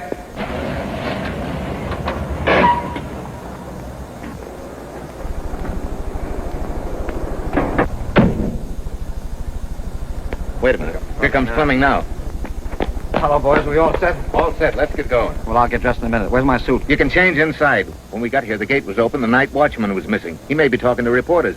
What would he know? Well, he might have seen the gas tank being wheeled in. Come on, let's go.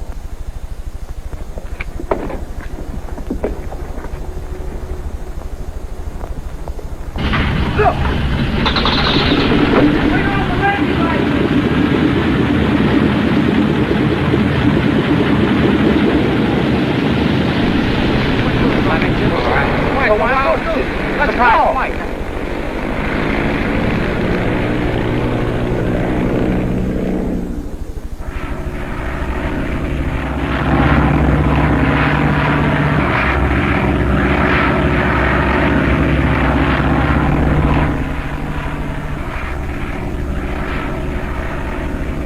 What time is it? High noon, lunchtime in any man's country. It's breakfast time in New York. Don't be so technical, Mr. Randall. It's lunchtime out here. Bust out the groceries. What's our position, Ace? About 1,500 miles out of New York. This coffee mill's still grinding them out. I'm afraid you turned out quite a crate. Still a little tail-heavy, though. I can't understand that. Help yourself. No, thanks. What's the matter? Don't you feel well? No, I'm all right. A little homesick, huh? Yeah, a little. I thought so. Well, how about unburdening ourselves to a news-hungry world? Okay.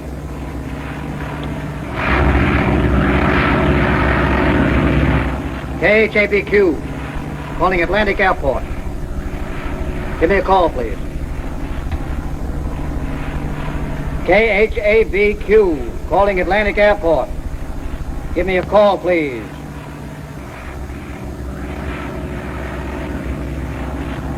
KHABQ, calling Atlantic Airport. Give me a call, please.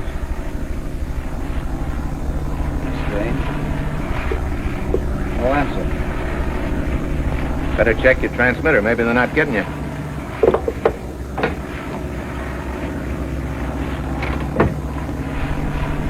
Transmitter tubes on sending set are burned out. That is a doornail. Ha! That is a pity. Disappointing my public. And your sweethearts. Well, cheer up, boys. Absence makes the heart grow fonder. Attaboy. You hear something? Yeah. Ship's haunted.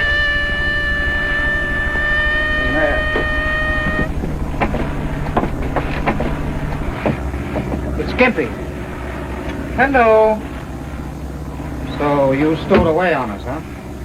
I have perhaps imposed upon your widely known hospitality, Mr. Fleming. I'll say you have. It was unavoidable. You can't possibly realize how important it is for me to return to my country on this plane. No wonder we had a time getting the tail up. He liked to have killed us. Mr. Martin, I may still enjoy the distinction of killing you, only for the present. I have a very special reason for letting you live. Who knows what the stars ordain? I do. You do? Yeah, because in a minute I'm going to toss you over to the mermaids. You ought to do all right with the mermaids. Handsome boy like you. I shall be sorry to disappoint them, but I have a previous engagement. How did you get on here? Me? Oh, just by submitting to the demands of stern necessity. I had to be here. I have an appointment in Europe. His Royal Highness. Yes, we know all about that. But how'd you get by Blake the watchman? Blake the watchman? Your faithful Mr. Blake, unfortunately, was an obstacle that, shall I say, had to be liquidated. What do you mean? Oh, he died peacefully in my arms. I killed him. Through the heart. You see, the heart is the most important organ in your whole system. If the heart stops, your body won't function any longer. You see, an elephant, for instance, you can shoot behind the ear. But in the case of Mr. Blake the watchman, I preferred the heart. Scram, will you? Shooting through the heart does away with so much unpleasantness. Won't you agree with me, Mr. Martin? Say, we've had enough of this. I'm sorry, but the nerves of Mr. Martin are not of the best. Maybe, perhaps, the excitement of a sudden departure? Sit down, you're rocking the boat. Oh. Again, I must impose upon your hospitality. You see, my decision to join you was so sudden that I didn't have time to arrange for my itinerary. It's awfully crowded in here.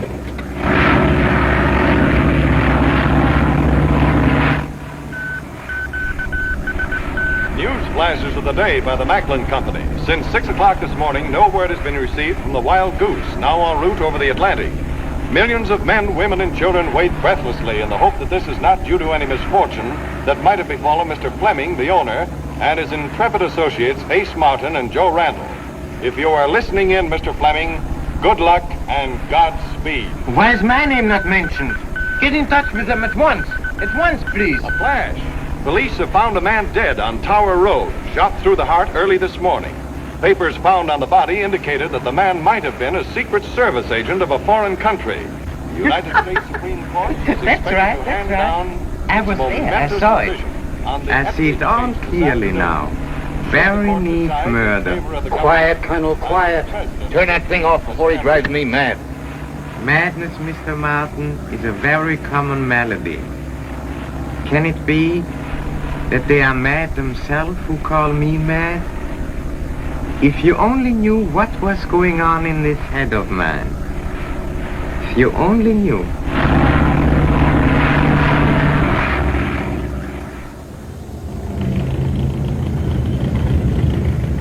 She's usually here on the dot, fellas. Here she comes now. Come on, Bill, now make this good. You go around. Let's get us a picture. All right, I'll get her over here in this way. Good morning, Miss Franklin. Come on over this way. All we want to do is take a look at the picture, Miss Franklin. All right, it won't hurt a bit. Hit up. All right, smile, please. Shoot. Okay, all right, thank you, Miss Franklin. Oh, isn't it exciting? It's terribly thrilling. Are you happy? Oh, yes. Would you mind giving me your autograph, Miss Franklin? Sure, Bunky, later. Gee, thanks.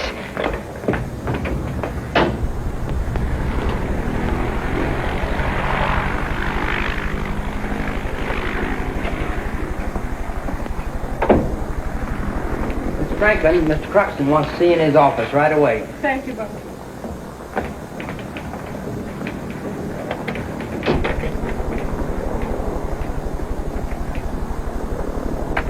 Oh, good morning, Ruth. Good morning, Mr. Croxton. I was sent for you, Ruth, to... Oh, this is Mr. Harrington of the War Department, Miss Franklin. How do you do? We're in a little trouble, and Mr. Harrington wants to ask you some questions. Whoops, sit down. Here. Miss Franklin, you're in charge of the filing vault, I believe. Yes. And you've been working there after hours of late, have you not? Yes, for the past month I've been kept late about twice a week. And until you leave, you're practically alone in that room. Yes, I'm always the last one there to close the safe. Miss Franklin, did you have a visitor last Monday night? Yes, Mr. Randall called for me. He often does. I have Mr. Cruxton's permission. You're a very close friend of Mr. Randall, are you not? Yes, we're engaged. On last Monday night, was he alone in the room with you? Well, yes. Did you notice what he was doing? Not particularly. I was busy with my work. He usually sits around or walks up and down. Will you please tell me what this is about? Just a moment, Miss Franklin. You say he walked about the room. Did you see him walk into the filing vault? Why, of course not. What are you driving at? Is there something missing? An envelope containing valuable blueprints of vital interest to the War Department is missing from that safe. What in the world would Joe Randall know about things like that? He's a flyer. Is that all you can tell us, Miss Franklin? Absolutely. I'm sorry, but it's not enough. You will have to come along for further questioning. But I don't know anything. Please, Mr. Cruxton, there must be some mistake. I don't know anything about it, I swear it, and Joe doesn't either. He wouldn't do such a thing. You must believe me, please, please. Is this quite necessary? Miss Franklin's been in my employ for several years, and... Sorry, but I'm afraid it is. I'm afraid you'll have to go with him, Ruth. Now, don't worry. I'll do all I can for you. Thank you, Mr. Cruxton.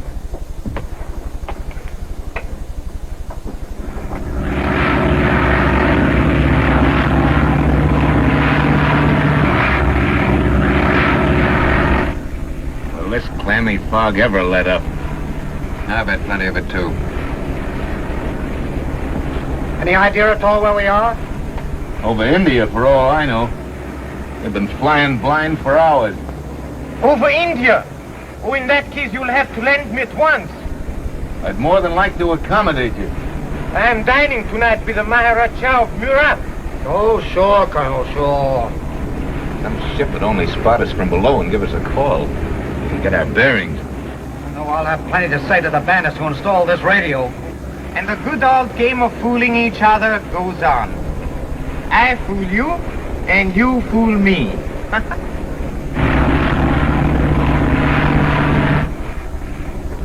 Time for that news reporter again, Mr. Fleming. News flashes by the Macklin Company. At noon hour today, 3,000 textile workers of the Railway Underwear Mill walked out on strike.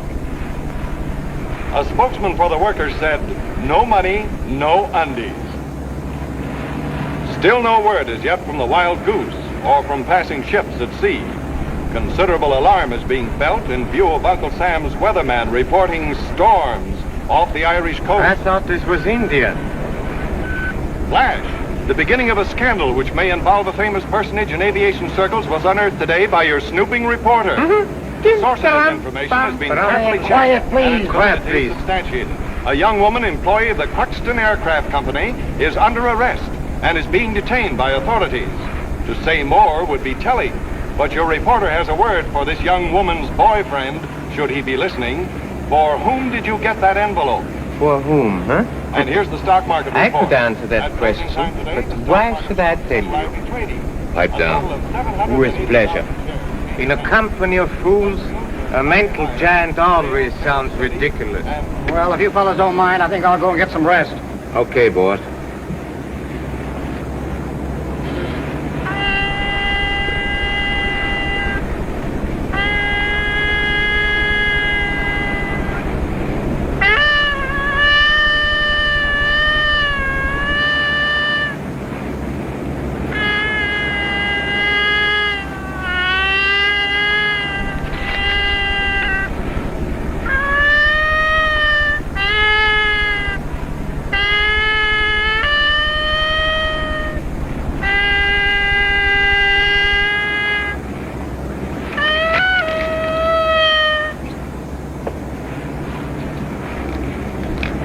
For the remainder of the voyage, I shall play upon a muted instrument. Going sour on that noise yourself, huh? You're not so goofy.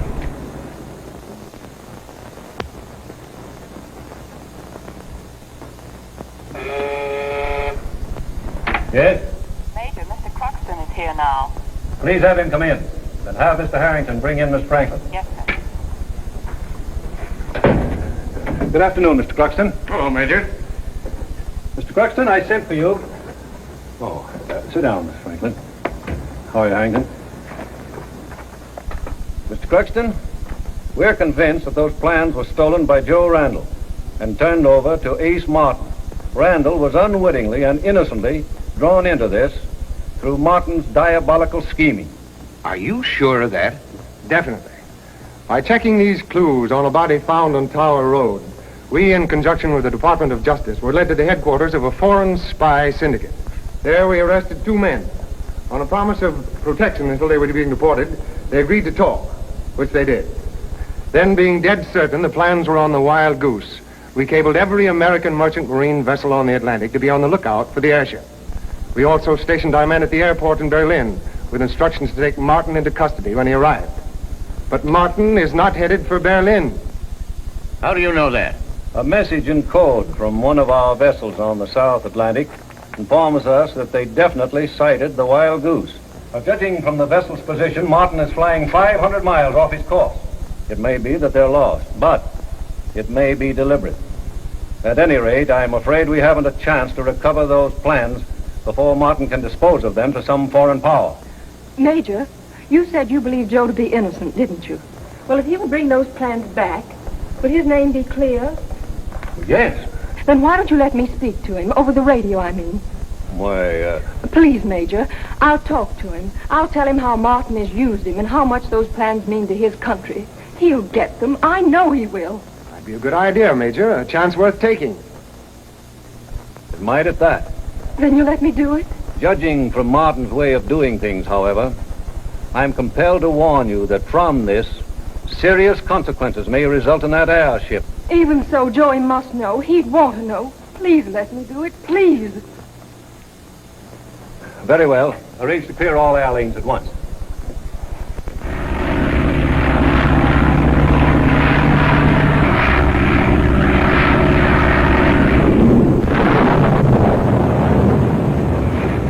Pretty rough weather, eh?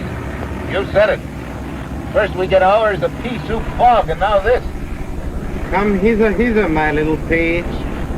Why dost thou weep and wail? Or dost thou dread the billow's rage? Or tremble at the gale? But dash the teardrop from thine eye. Our ship is swift and strong. Our fleetest falcon scarce can fly more merrily along. Oh, poet, huh? You just make it up? That, my ignorant friend, was written by Byron. Byron? Oh, how stupid of me. You are the quintessence of stupidity. When I consider the sum of what is contained in that skull of yours, I am proud to be a nitwit.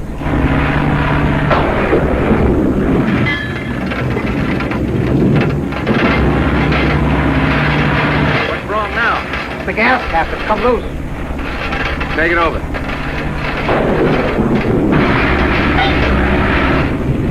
Yep. Gotta fix that pronto. We may need every drop of that bang water before we're through. You're not going out on that wing, Ace. It's certain death. Certain death for all of us if that thing continues to spray. Let me go, Ace. You never did a wing walk before. You wouldn't last a minute. Yeah, I know, but On my way out, throttle her down. Hold her in the stall. On my way in, bank her a little. okay.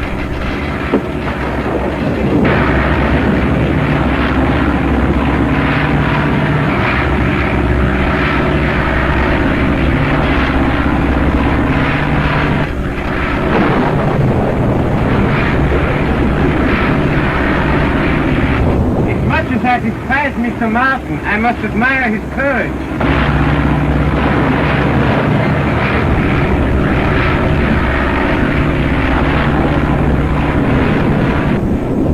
Ladies and gentlemen, the Department of Justice, in an effort to reach the Wild Goose, has requested us to clear all air lanes for its official business. Joey, this is Ruth. They've arrested me. They know you stole those plans for Ace Martin. Joey, Ace Martin is not your friend. He lied to you. He's a spy. Those plans are important to the American government. He has them with him and they mustn't reach Europe. Oh, Joey, I love you.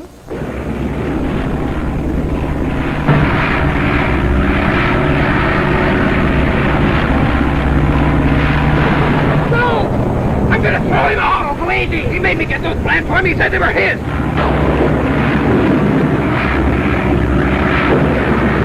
No, you can't kill a man in cold blood, no!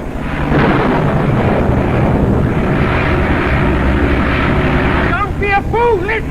He's got the plans in his pocket. Wait until he comes back. Okay, Joe, stop it! Okay.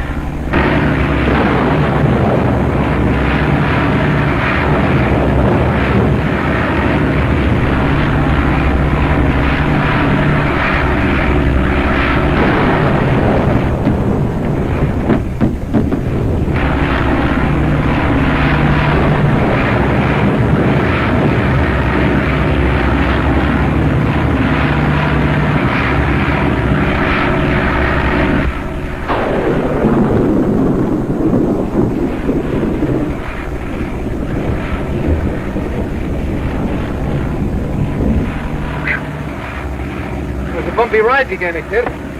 Well, I was gone for a minute. What ails you? So you tried to play me for a sucker, huh? Steady, Joe. Those plans you made me steal, they belong to the government. You knew it. What started all this? Message over the radio from Miss Franklin. Is this humor? Hardly, Martin. This is no place for trouble. You better hand them over. My plans? Joe knows they're my plans. Let's see them. Yes, let's see them. Well, have you gone nuts? Hand them over.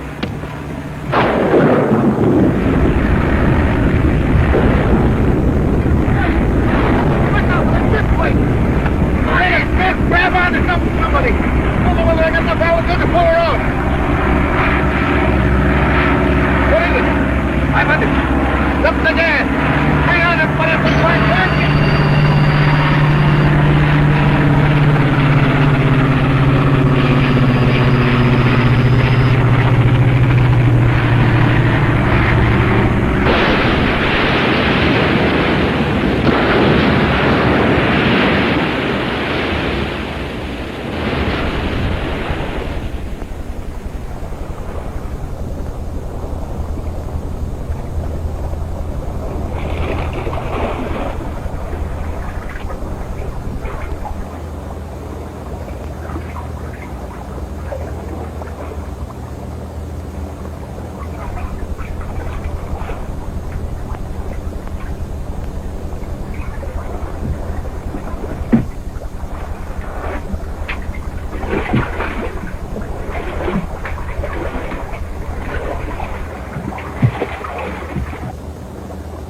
How about some more ice water for these lamps of mine?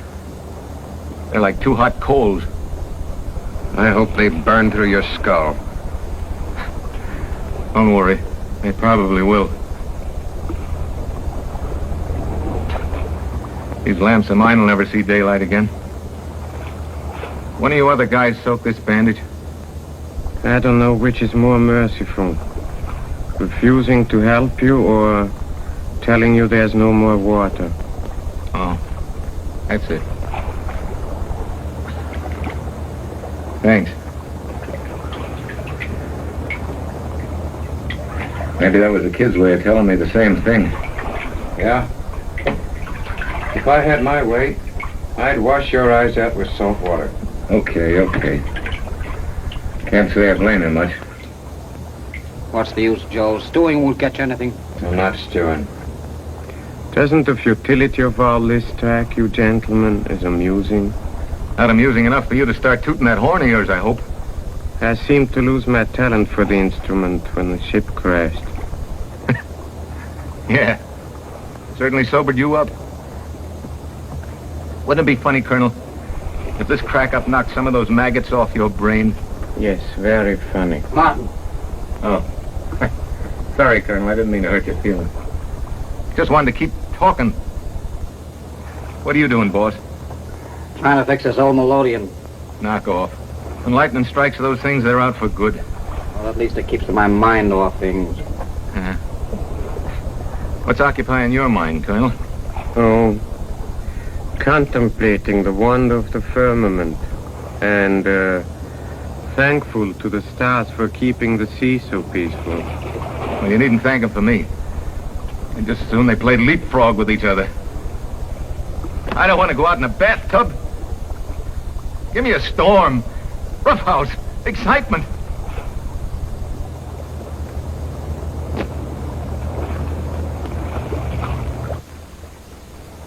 But I know what the kid's doing. Standing there leering at me. Ready to throttle me, ain't you, kid? Well, come on, cut loose.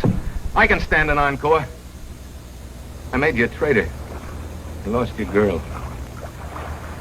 Now you're gonna die. Kinda scared to die.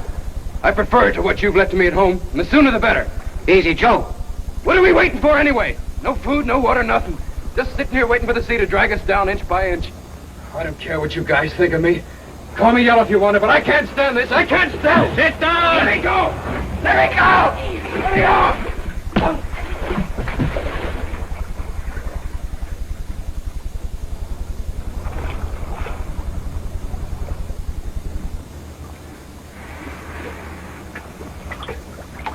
She's souping it up like a sponge.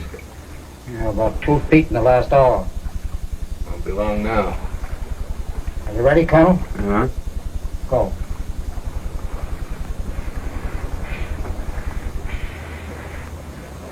Yeah, that's 6 in a row. You should have been an admiral instead of a colonel. What time is it?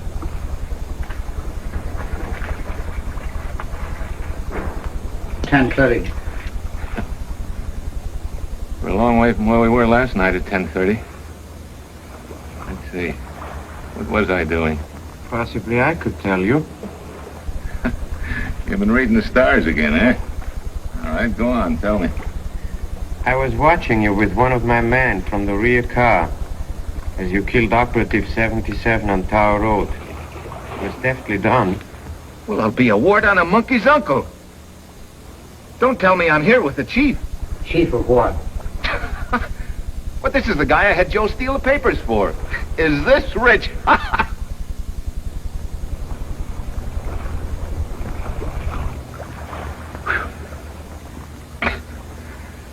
Wish I could laugh without getting a pain in the face. What's this all about, Ace? Why, this guy is some big muckety-muck in some back alley country in Europe. I'll thank you to respect my country as I do yours. No offense meant, pal. So you're both spies. Murdering, double-crossing spies. Our activities were similar, only our motives were different.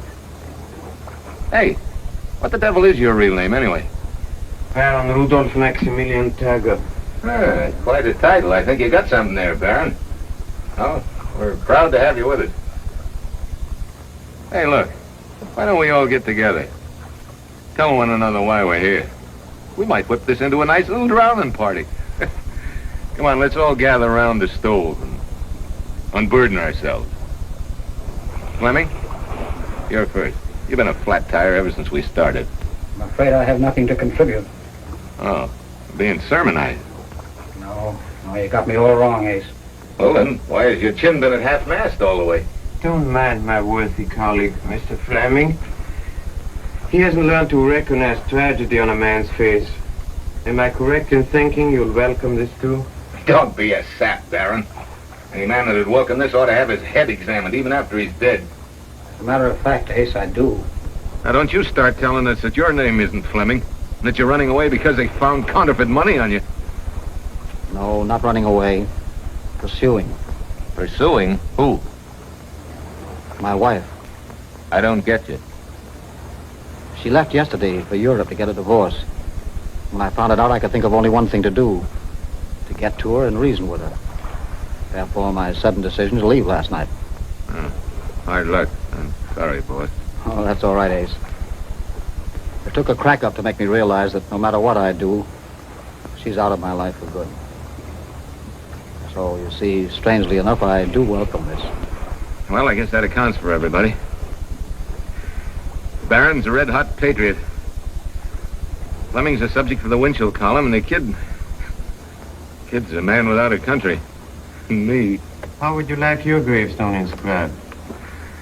Here lies Ace Martin, born bad and grew up worse. Lived for the fun of it and died laughing.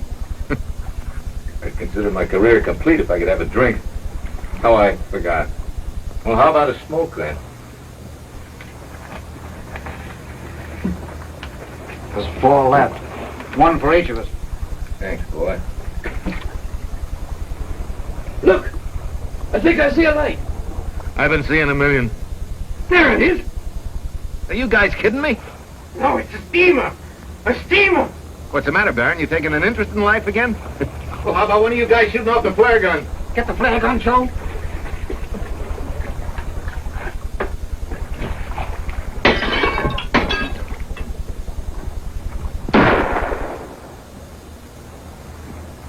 Captain. Flare off the port side, sir.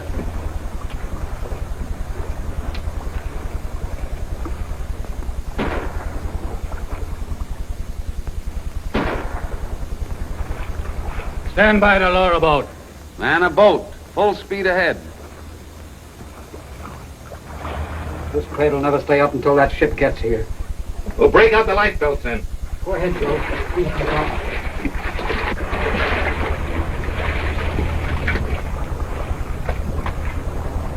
This one's no good. Neither is this one.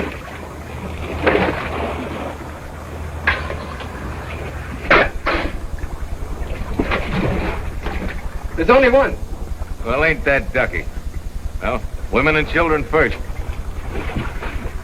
I regret, gentlemen, that the duty to my country forces me to take this step. Kindly hand over that belt.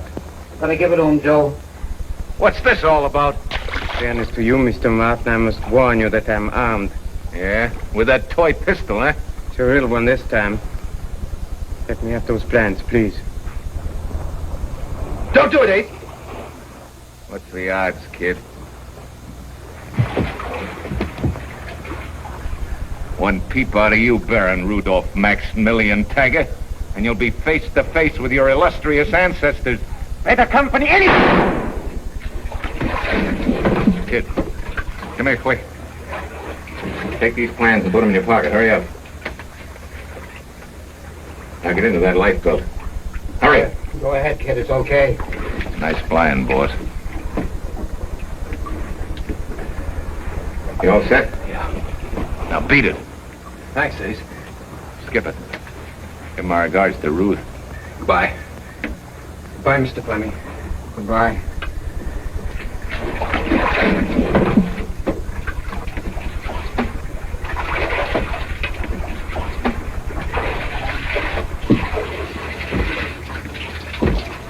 Good luck, kid.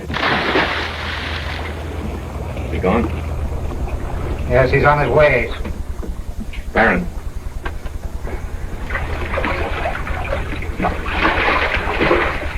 Did I finish you off? Not quite up to your usual standard, Mr. Martin. I'm sorry, Baron, but it had to be done. Oh, indeed.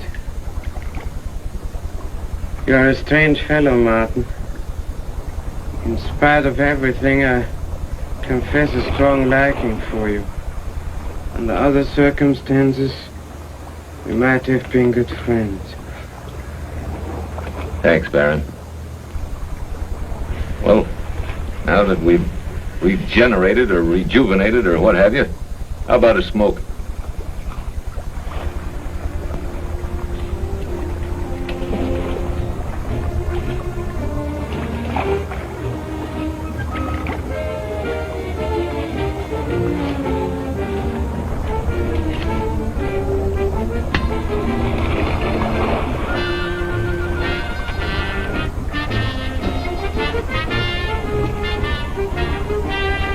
Three on a match. You superstitious, Baron? Yes. Only about men who are born bad and grow up worse.